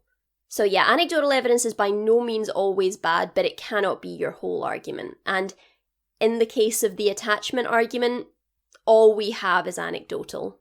For example, there's the Old Republic trailer that came out recently which showcases a Padawan who was separated from her brother because he wasn't Force sensitive enough to be taken by the Jedi, so his name ended up on a holocron that the Sith were after. And despite the trailer being rightly critical of the Jedi's cruel recruitment practices, I've heard a lot of people say, no, this actually proves the Jedi right, because she had an attachment to her brother and it was that attachment that caused her to hesitate in that crucial moment. As I said, that is totally unreliable because there are so many reasons and so many factors within those reasons as to why a person might make the wrong decision at any given time. That incident is not an argument to get rid of attachments altogether. And I could just so easily flip that argument on its head and say, no, the Jedi are actually wrong because if they had taken the boy, low Force sensitivity or no, because it's a fucking child, then he wouldn't have been on that holocron and she wouldn't have hesitated. But that is an equally unreliable assertion, because it doesn't take into consideration God knows how many variables. You can also make the 1,000 years of peace argument, between the last time the Sith were defeated and the Clone Wars, a time where all was well. It wasn't, it just looked that way from on high, and hardly anybody fell to the dark side during this period. Correlation does not equal causation, but if we are thinking along those lines, I think it can be just as easily, if not more effectively, argued that the reason this is so is because the Sith implemented the rule of two and went into hiding. And especially if you're raised in a group mindset, but even if you're raised in an individualistic one, it becomes so much easier to leave the group if you know there is another group out there who wants you and is willing to take you in. Of course, there are more individualistic people who are brave enough to leave on their own, but it becomes far more likely that people will jump if they know there is a net to catch them. And of course, this was a time when the Sith weren't actively recruiting in the numbers they were before, so there was less Darksiders in general. So for thinking along these lines, you ironically have the Sith to thank for there being less Darksiders during this period. And people like to point to individual examples of someone's attachment getting in the way of their duty, but people fall to the dark side with attachments, people fall to the dark side without them. People's individual feelings and choices can lead to bad consequences. I didn't know freedom meant people doing stuff that sucks. Especially since, attachment or no, the Jedi still make a shit ton of bad decisions. Just different ones. And I would argue, just on a personal end by the way, because of the less humane approach, they are worse decisions. I disagree with the fact that it works because individual examples of someone's love for another making them hesitate is one instance of many that can cause people to make the wrong decision. And many things that have the potential to drive people towards the wrong decision also have the potential to drive them towards the right one. This is something that is unquantifiable. So you do this monumental thing of removing a vital part of the human existence, forbidding marriage, splitting up families, and your only argument is that it's necessary. And my response to that argument is... You don't know that! I'm the only one who knows that. My theory is that the reason so many people are so willing to jump on board with the supposed effectiveness of this terrible rule is because people like to believe that there is one easily implementable snap-fingers solution to these kind of problems. There isn't. There never is.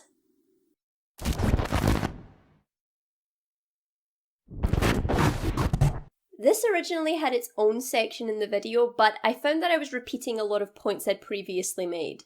But I did want to say something about it here because I have seen some real mental gymnastics from people just trying their best to say that the Jedi aren't a cult. And the format I've seen when it comes to rebuttals for this is to present the point, say, I know this sounds cultish out of context, but let me give you context. And the context is just another reworked and revised version of the it works or it's necessary argument. They take kids away from their families. This is not what it looks like. They raise them isolated from any other potential worldviews or influences. This is not what it looks like. They have leaders with unquestionable authority within the group. This is not what it looks like. They restrict relationships with people outside the group. This is not what it looks like. Any dissenting voices or alternate points of view are pushed out. This is not what it looks like. They restrict their members' knowledge of certain things because the knowledge is considered too dangerous. This is not what it looks like. Anyone who leaves the group is automatically wrong for doing so. Oh, come on, wait! This is not what it looks like! There are only so many times you can defend a cult before I have to start asking if you're in a cult. And besides the it's necessary and it's effective arguments, there is one more interesting one I want to go over. And that's the argument that, unlike in our world, the Force exists. It's a real thing. So, because of that, they can't be a cult. The validity and reasonability of a group's beliefs is not what qualifies them to be a cult. Its behaviours and practices are the things that do that. If the Scientologist Space Emperor suddenly came down and declared himself to be real, Scientology would still be a cult. And there's this really interesting paper called When Prophecy Fails, Faith Persists, and it details a group called the Seekers in America who thought that the end times were going to come in December 1954. It obviously didn't, but even if it did, they would still have been a cult, just a cult that happened to be right about when the world would end. So yeah, once again, watch out for people knocking on your door asking if you've heard the good news.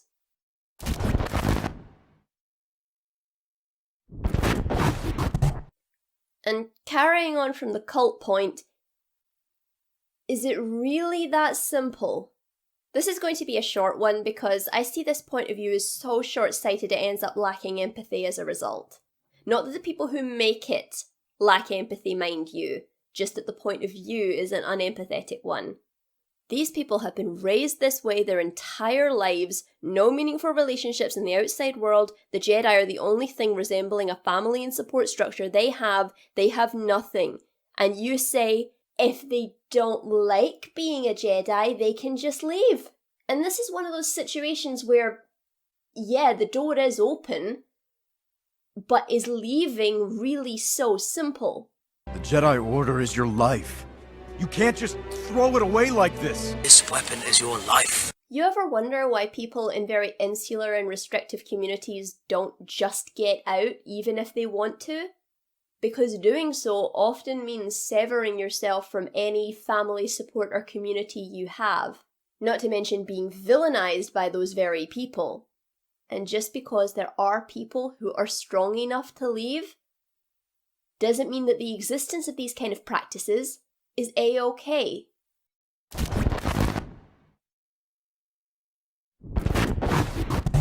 And I've heard a lot of people emphatically argue that the Jedi are not taught to stifle their emotions, they're instead taught to accept and control them. Again, this whole argument is one that's good in theory, but in reality... Bury your feelings deep down. And when Anakin goes to Yoda for advice, he gets this bullshit. Rejoice for those around you who transform into the Force. Mourn them do not. Attachment leads to jealousy. The shadow of greed, that is. Don't be sad. They're going to be one with the Force. Your emotions, they're born out of jealousy and possessiveness. Don't mourn your loved ones. Instead of validating how he feels and helping him through it, as I've heard people argue the Jedi supposedly do, he is basically told to get over himself, as Dooku was before him. As if meditation and quiet acceptance of the inevitable is good enough. It's not good enough. This is not as bad as the compassion clip from Attack of the Clones, but this is another one of those things where I can't believe people actually see it as helping their case. It's like one person says, the Jedi don't give appropriate emotional support. And another person says, yeah they do, look at this Yoda scene. And they cut to Yoda giving Anakin philosophical advice. Which, and I can't believe I have to say this, is not emotional help. Nor is it an appropriate substitute for it. Yeah, again, I've heard this argument that they are taught to control and accept their emotions. Yeah, taught to control and accept your emotions in ways we thought were appropriate decades ago.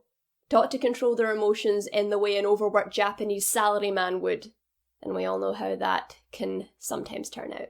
But it's not the majority. So, I guess the group's practices are all okay. It's the individual's emotional problems that's messing it up for everyone else. There is nothing wrong here!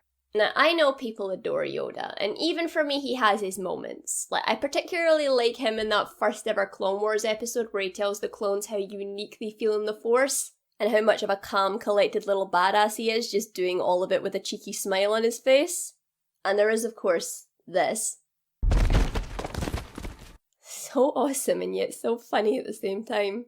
But for me, Yoda embodies all the problems with the Jedi. And I really have to stop quoting Darksiders here, but I agree with Count Dooku. The Jedi Order's problem is Yoda. No one can wield that kind of power for centuries without becoming complacent at best or corrupt at worst. He has no idea it's overtaken him. He no longer sees all the little cumulative evils the Republic tolerates and fosters, from slavery to endless wars, and he never asks, why are we not acting to stop this? Live alongside corruption for too long, and you no longer notice the stench. The Jedi cannot help the slaves of Tatooine, but they can help the slave masters. And yes, I am well aware that Dooku is a massive hypocrite, but it wouldn't be Star Wars without most of the characters being massive ideological and moral hypocrites. The Jedi detaching themselves didn't work. It just blinded them to the people they're supposedly trying to help. I recommend spending more time on the streets instead of flying over them. And I know I've made jokes about being on the dark side due to just how many times I've agreed with those guys, but the best villains have a point. And the reason great villains have a point is so that the heroes can evolve and become better.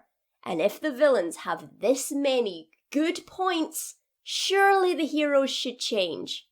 And while I do believe The Last Jedi was a poor film, I at least sympathise a little bit with what it was trying to do. I'm looking at the path Luke is taking now, and all I want is for him to have a T'Challa moment where he stands in front of a bunch of Force ghosts and says, "All of you are wrong!" And I feel like before we move on, we should get into bias time, because I think I should probably tell you why this seems to bother me more than it does other people, even those who, on a theoretical level, agree with me. The whole "you're too emotional" bullshit. That is something people in the real world genuinely believe, that if you're emotional, you're irrational, which I don't believe is true. Emotions are sometimes right. There is a reason we have them. And not listening to something simply because someone is being emotional or passionate when they say it is stupid. I, clearly, speak about things in a very passionate manner, but always strive to have something to back it up with. Not that that means I'm always right, my information is never complete. So I am biased in this direction because I am naturally a very emotional person. But I always, like I'm doing with this deep disgust I have for the Jedi, examine my emotions and see if it's actually reasonable to feel this way. And I hate this outdated idea of emotional equaling irrational. It doesn't. Yet let's listen to the person who's spouting utter bullshit because they're saying it in a calm voice, rather than listening to the emotional person who's actually making sense. And I've heard the emotional thing before, and when I hear that, all I want to do is pull a reverse Hulk and say, "You want to see me when I'm calm? You won't like me when I'm calm." So yeah, I've heard loads of arguments that the Jedi are not taught that emotions are bad, they're taught to accept and control them, yada yada. And I touched upon that Old Republic trailer, and I just can't believe that people are trying to find ways to make that okay. And again, total opinion time. I feel like that master would have had to have rationalized his actions all the time he was raising that child, because any emotion he might have felt for that poor boy is irrational. So best to just get rid of it. In my opinion, whether you were just born that way or you deliberately dehumanized yourself for the greater good, Shut it! You have to be lacking at least a certain amount of humanity to be able to stomach doing something like that. And those who defend the Jedi's actions and say this proves attachments are bad are kind of accidentally saying that the ideal thing to do would have been to not just leave one, but leave both those children in that situation. And say what you want about the Mandalorians and all the terrible things they do, because God, do they do some terrible things, but in this particular instance, oh boy, did they get it right. It is a foundling by creed. It is in your care. Until it is of age or reunited with its own kind, you are as its father. This is the way. You're goddamn right, this is the way.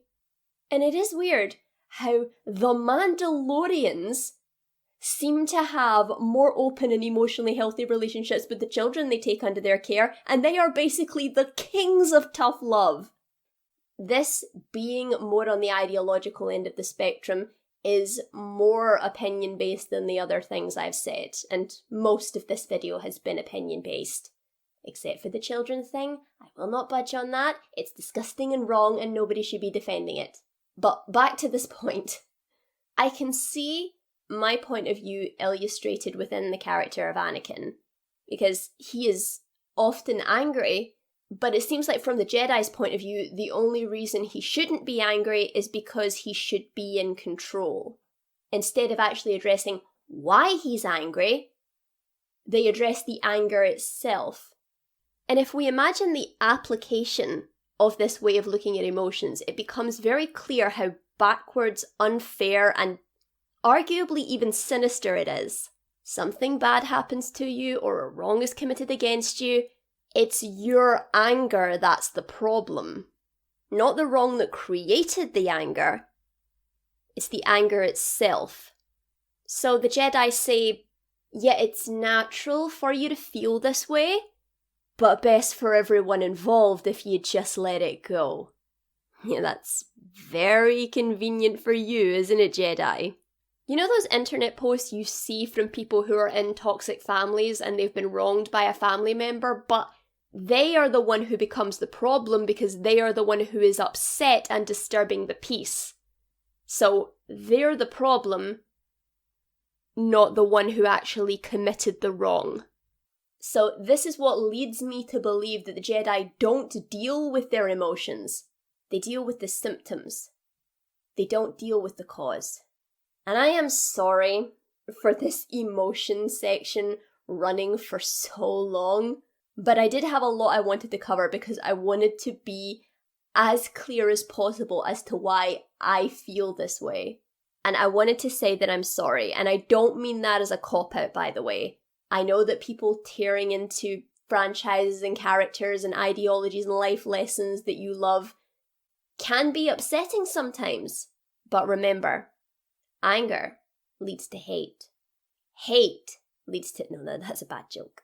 But in all seriousness, I am genuinely sorry. And if you've made it this far and this is not vibing with you, first of all, thank you. And second, you should probably turn it off because it's about to get worse. And I know you're probably thinking, how could it possibly get any worse? Oh, it's going to. You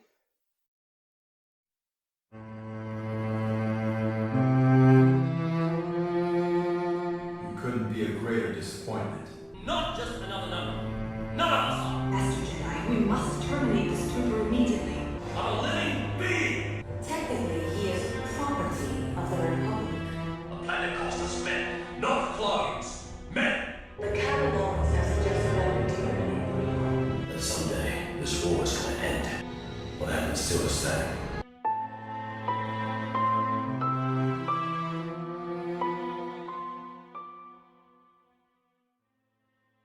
Well, I was going to have to talk about this one eventually. And I do plan to do a video essay at some point examining the slavery of the clones and how modern portrayals of slavery have left us unable to identify it, both in fiction and real life. But that is something that both requires and deserves a cooler head. So I'm just going to be focusing on the Jedi and their culpability in relation to the clones' state of enslavement. There are arguments that the clones aren't slaves, most of which are compiled in this quite frankly psychotic Quora post. They can't be slaves because they were never free to begin with? What the fuck? But to start off, I would like to direct your attention to an episode of the Clone Wars TV show when I first saw what the clones actually were and what potentially irreversibly cemented my poor opinion of the Jedi. This episode is Season 1, Episode 16, The Hidden Enemy. It starts off pretty straightforward. Obi-Wan and Anakin are discussing with their top-ranking clones the next best move, and when they leave on a mission, it becomes clear to the clones, Commander Cody and Captain Rex, that someone has been listening in and passing on information to the enemy, and they investigate. They uncover the traitor, send him off to whatever punishment is waiting for him, and all is well. Except it's not. And it's not for one very big reason. She offered me something more important. Something you wouldn't understand. Freedom! The traitor Slick explains that he did this because the Jedi are keeping him and his brothers enslaved and he wanted his freedom. From the very first episode, I had been really interested in the clones, as the show does a great job of making them all feel like individual and often likeable characters. But this was the moment when I first started to get really interested in the clones as a concept, and started searching for information on what they were and where they came from, because to that point in the series, nothing had really been said about it. I know it was explained in the prequel films, but yeah, those films, absent external media, can be hard to follow at the best of times. And when I did, I was shook to my very core. I felt genuinely sick. A Jedi, due to a Force vision he had about a war with the Sith, commissioned a clone army from a race of geneticists. And this is a big argument for the clones not being slaves, because they were specifically created for that purpose. And let me say this, loud and clear. When you bring sentient life into this world, you do not get to choose what its purpose is. Yeah, I had this baby because I need domestic help and I'll raise it accordingly. I don't give a shit why the clones were made. They're here now, they're sentient life, and they deserve all the rights and freedoms that come with that. In the interest of fairness though, I don't actually blame the creation of the clones on the Jedi, as it was a rogue Jedi manipulated by a Sith who commissioned them without the Order's consent. And that does again open a really interesting argument about how much culpability a group has in an individual's decision making, but this is one of those instances where I'm actually inclined not to blame the group. They are culpable for going along with it though, fighters for freedom and democracy that they are. Suddenly it reeks of hypocrisy in here. The clones are born, artificially aged, brutally trained, brainwashed, decommissioned if they show signs of individuality or rebelliousness. They would also have been sterilized if it wasn't for that lowering their effectiveness as soldiers. And that does bring up the interesting idea that our species need to fight and need to mate are intrinsically linked, which is both disturbing and not at all surprising. And if you, for some reason, still believe this is okay, it's probably due to some very comfortable euphemisms employed. So let me put it in very clear terms here. They are farming humans. That's literally what they're doing. They are farming humans. And I'm laying this all out not because this is something the Jedi themselves did, but something they made use of. And if the word slave still doesn't sit well with you, then I'll paraphrase Thor Ragnarok and say they are people who were bought and then employed. And who also can't leave. Yes word, yes word. Sorry, the prisoners with jobs have armed themselves. Okay, that's better, that's better. So, back to the episode, and this is why this is simultaneously my favourite and least favourite episode. Because while the mystery is great, the characters are fun, and the moral question is interesting, it makes me concerned about the writer's priorities, because even though they lay out Slick's point of view very well, they still frame Slick as being the villain here. When he tells the Jedi that he and his brothers are slaves, there isn't even a lifting of the eyebrows, a moment of hesitation, realization, or sympathy on their faces. They just keep looking down their noses at this slave soldier who tried to escape. Seriously, the clones. Rex and Cody have an excuse here. They were born, bred, brainwashed their entire lives to believe that this was their lot in life, and not only did they not deserve any more, but what they had was actually a very honourable and great good position to be in. We're just clones, sir. We're meant to be expendable. But Anakin and Obi-Wan don't see it. Obi-Wan, you're a smart cookie. Why hasn't this clicked in that big old brain of yours? Anakin, you are a fucking slave! It's so obvious what the clones are. It is said to the Jedi's faces, and they don't even Do you have slaves you don't want escaping? Of course you don't, because you're a decent person who believes in freedom and democracy. Zygerian scum. I'll handle that slaver.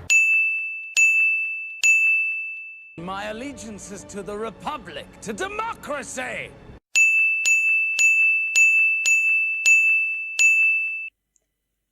Oh well, this is embarrassing. Do you have slaves you don't want escaping? Well, you can solve that problem by using this simple method. First, be nice to your slaves. Second, tell them that their state of being is in service to a higher cause. Tell them that they are heroes of this cause, and they will be rewarded non-monetarily for their service and sacrifice. That way, if there are ones who still want to escape, your other slaves will do the job for you, leaving you free to glower in righteous anger at those disloyal bastards. Warning, use of this method may result in loss of the moral high ground, loss of most of your morality, and a decent bit of your soul. Terms and conditions apply. The episode's director was clearly going for villain with sympathetic motivations rather than someone who was just simply right, as he described Slick's logic as understandable. I'll say, and what cements that the writers weren't really taking the slavery thing seriously was this. It's the Jedi who keep my brothers enslaved. We do your bidding. We serve at your whim. Wow, they have actually come out and said that the soldiers fighting under the command of our heroes are slaves. Are they going to expand on this? Nope, we never see this character again. And that disappoints me, not only because they made light of a very tragic and uncomfortable truth before dismissing it, but this is a very unique clone who was so individualistic that brainwashing from birth didn't work on him. Think of the dramatic potential if you'd actually leaned into that, as I believe you probably should have done. The amount of times this show has talked about freedom and democracy, especially in that Zygerian slaves arc, the characters and writers have failed to address the fact that they are fighting for freedom with an army of slaves. Seriously, that Zygerian slave arc had me laughing, literally laughing, at the point of how nonsensical it was for the Jedi to not have some kind of light bulb moment. But no, they just go on making sad faces at the institution of slavery while they've got an entire army of slaves backing them up. Suddenly it reeks of hypocrisy in here. And this is all done, again, so as not to draw attention to the fact that our heroes are participating in one of the worst crimes against humanity possible. Thought we wouldn't notice, but we did. I am not hating on this show. I genuinely love it. The plight of the clones is otherwise laid out very well, even beautifully at some points, but it's more compared to the plights of soldiers and veterans than slaves. So if the clones are slave soldiers, they got the soldier part down to perfection. They just, at best, sidestepped and at worst, ignored the slave part. This is the one thing that just really baffles and confounds me. People can argue Slick's villainy all day long to me, but he targeted the armory rather than the mess hall where the clones were gathered, and clones are much more expensive and time-consuming to make than weapons. And as far as we know, there were no casualties, as Cody said. If you loved your brothers, you wouldn't have put them at risk. Rather than killed them. And even though he didn't try to take any of his brothers with him, they would have turned him in a heartbeat if he tried. But let's say that Slick was lying when he said this was for all clones. Let's say that this was a absolute 100% selfish decision on his part. So, he is trapped in a place he doesn't want to be, forced to fight and die for people who own his life. Doesn't he, as a sentient being, have the right to escape this situation? Even if it hurts his brothers, and I'm sorry. If I am a slave, my brothers are slaves, and they would turn me in for trying to escape because they are so beholden to their masters, I'm sorry, that's where my loyalty to you ends. Hashtag Slick did nothing wrong. Okay, he did do one thing wrong. When everyone started turning on Chopper, he should have confessed immediately. Hashtag Slick did one thing wrong. And it really disturbs me as to who the writers are framing as being in the right here. And before we get back to the Jedi, I just want to say that this is not where my dislike of the Jedi themselves, but rather how the writers and audiences seem to view and excuse their abominable behaviour began. This whole crazy thing you're watching right now, it all began here. And back to the Jedi, I've heard the defence, not only for this point, but for many other things they've done, that they were under orders from the Republic. Yeah, Nuremberg is that way.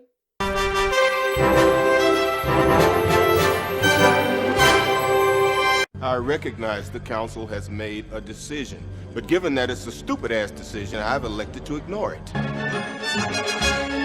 A lot of wrongs against the clones committed by the Jedi come down to, again, negligence. There are many examples pertaining to the Jedi's negligence, but I think it can all be summed up with a look at Shaak Ti. What can I say about Master Shaak Ti? About as much use as a nun's tits.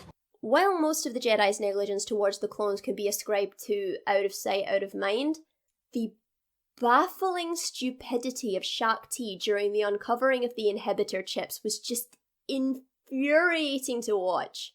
Because unlike a lot of Jedi who had direct dealings with clones, Shaak Ti saw them through their creation, training, and sickening mistreatment by the Kaminoans, which she had a hand in, I wouldn't go so far as to say stopping, but at least easing. For example, the euthanization of imperfect product. So, what happens when she is given proof that the men she has under her care and authority have chips inside their heads inserted without their knowledge or consent? Does she listen to one of the victims? The ARC Trooper, a kind of clone known for their impressive thinking and reasoning abilities, and being a clone knows his brothers better than anyone else? No, she decides to put her trust in the people who actively euthanize the men she purports to be under her care. Do not be afraid. Your friend is in quite capable hands. Dr. Nala Say is the chief medical scientist on Kamino. She was one of the primary engineers of all the clones. People who see them not as living beings, as you apparently do, but as property to be used and discarded, so much so that even in death they are used. I don't care if she was convinced that Fives was struck with grief. She was so negligent that she failed to properly listen to him, and the times where she did give him the smallest benefit of the doubt were woefully inadequate. I've heard again defense of this, saying she was doing what she thought was a reasonable course of action, and Fives's emotional state kind of put her off. And one, harkening back to what I said in the political section, you know what, Billy, you say it so much better than I do.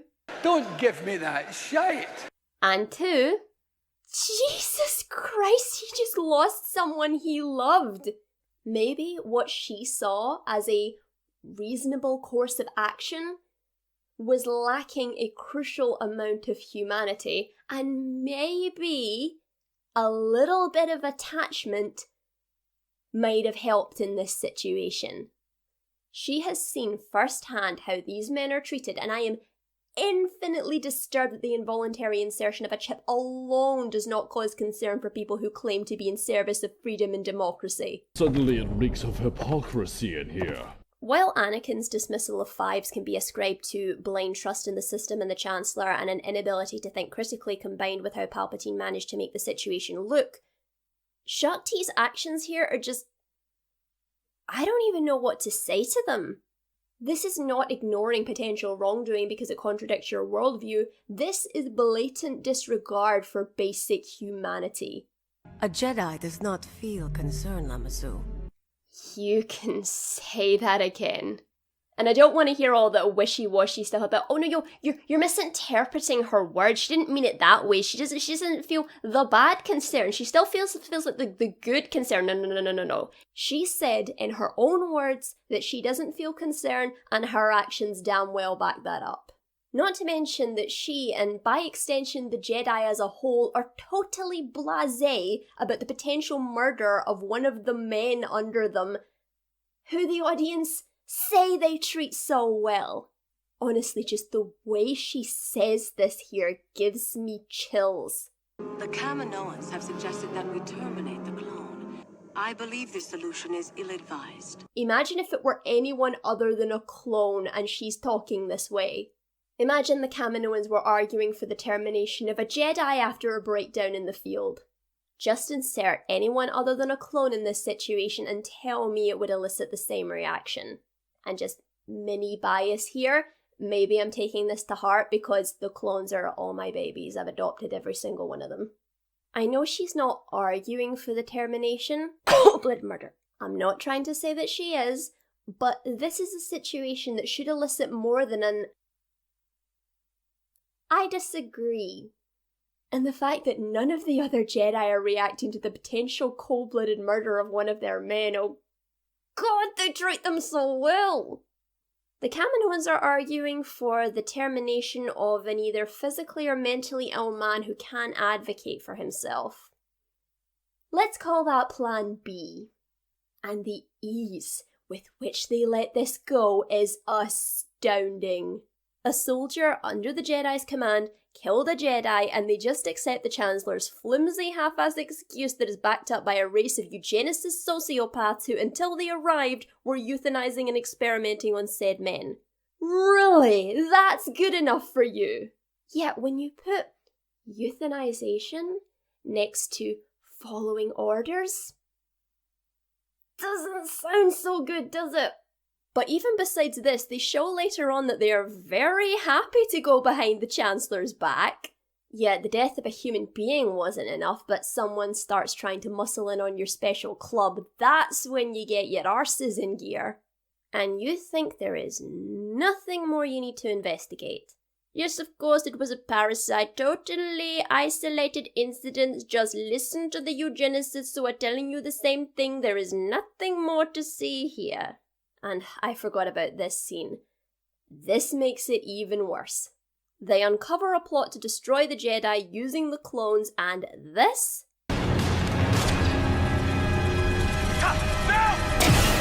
doesn't come to mind for any of you. Shakti doesn't feel the need to stand up and say, hey, remember that clone malfunction we pretty much ignored where a clone shot a Jedi unprovoked and another clone was convinced there was something sinister going on? And then Anakin says, yeah, I remember. Before Fives died, he said there was a plot against the Jedi and that there were chips inside their heads that could make them kill us. You don't think that has anything to do with this plot to destroy the Jedi using the clones, right? Absolutely not. Chips that the Kaminoans admit alter behavior, making soldiers bred for obedience do something against the Jedi? Absurd, that is.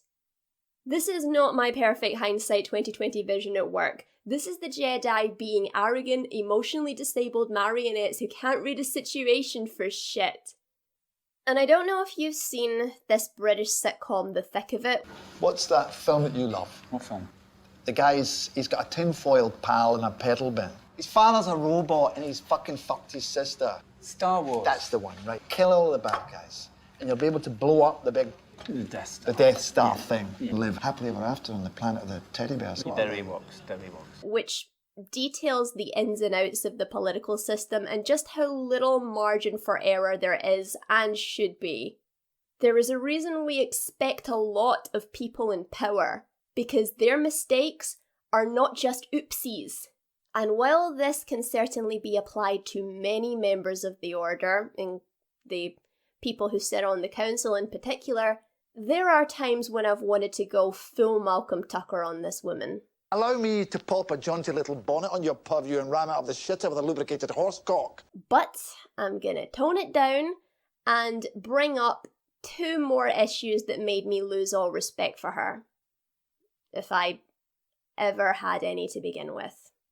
One is this instance. You were created in our laboratories. You are Kaminoan property. Correction. Technically, he is property of the Republic. And I know that she is doing the best thing here by getting Fives out from under the control of the Kaminoans and under her control.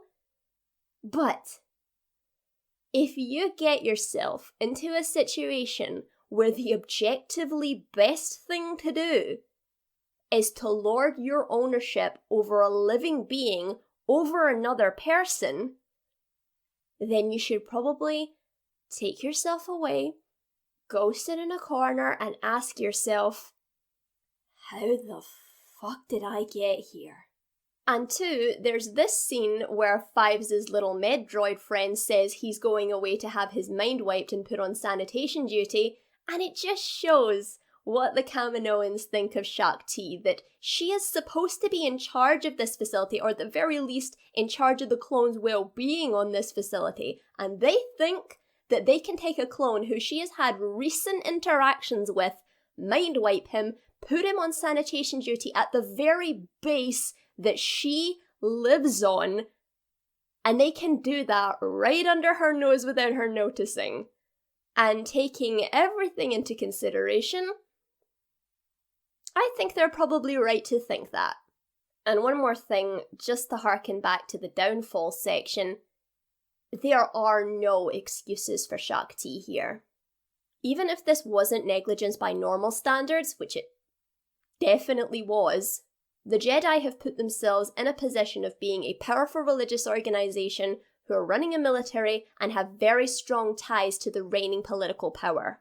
And 2 men under their care who cannot advocate for themselves died needlessly under their watch. She was in a position where better should have been expected. Yeah, the Jedi just treat the clones so fucking well! A Jedi does not feel concern, Lamasu. She said it. Not me. And that brings us to the ever-famous "the Jedi were good to the clones" argument. A position so infantile when looking at the institution of slavery that I feel like the wrongness of it should go without saying, but I'm going to say it anyway. This kind of attitude seems to boil down to they made the clones' lives more tolerable, so that makes them good. Let's discount the fact that they continue to use them in their war without stopping the brainwashing that makes them perfectly compliant to their cause, and even more disturbingly, not giving them the freedom to opt out even if they do show a desire to. Why does this make the Jedi good? They stop the wholesale slaughter of hundreds of imperfect clones. They talk to them like they're actual human beings with feelings. The Jedi are not being good to the clones, they're just showing them basic human freaking decency. Why are you patting them on the back for this? They're just treating them the way any living, thinking, feeling person deserves to be treated by right. They're not being good, they're just being not shit. They do not deserve admiration or applause for being not shit. Just like you and me don't deserve applause for being not shit to the less fortunate in our daily lives. Really, I am just baffled by this point of view. Look how well they treated the clones. They didn't. I mean, on a personal level, yes, because duh, be nice to people. But they still participated in the enslavement of these people. If I buy a plantation where the conditions of the slaves are awful, and because I'm not heartless, I walk in and I say, this place is a disgrace, and I create better working conditions for my slaves, I am no less a slave owner. I mean, yes, I'm sure the slaves would much rather work for me than the previous master, but I am still an absolute parasite of a human being for making use of people's lives this way. I am especially less inclined to give them any moral credit because they said, let's get rid of the wholesale slaughter, but let's keep the brainwashing and indentured service. We'll probably be needing that. And the final justification I'm going to go over is the argument that the Republic needed the clone army. So, slavery is older than civilization itself. Out of the thousands of years of civilization, there have been businesses, livelihoods, wars, even societies that have relied on the labor of slaves. They needed a slave army? So fucking what? So to close this point, the Jedi are morally reprehensible for their very sizable part in this. And I've heard the fans who are at least willing to acknowledge it lay out the plight of the clones and say, yeah, what the Jedi did wasn't great, but they had to. No, they didn't. Anything anyone, any society, order, or person who would do this to survive doesn't deserve to survive. Better they die out having never done this than live with an atrocity as great as this having been committed. And alluding back to some things I said in the emotions section, this is where die-hard utilitarianism gets you. And it disturbs me so much that so many people who love the Jedi and have grown up with the idea of them being the good guys are so willing to either ignore this or leave it as a footnote in the analysis of the Order. So that's it. That is my first impression, not a re-examining, my first honest-to-God impression of the Jedi. What they stand for and what they've done. They are so many things I despise in the world. And I would be really interested to see if someone's able to change my mind on that. I doubt it though.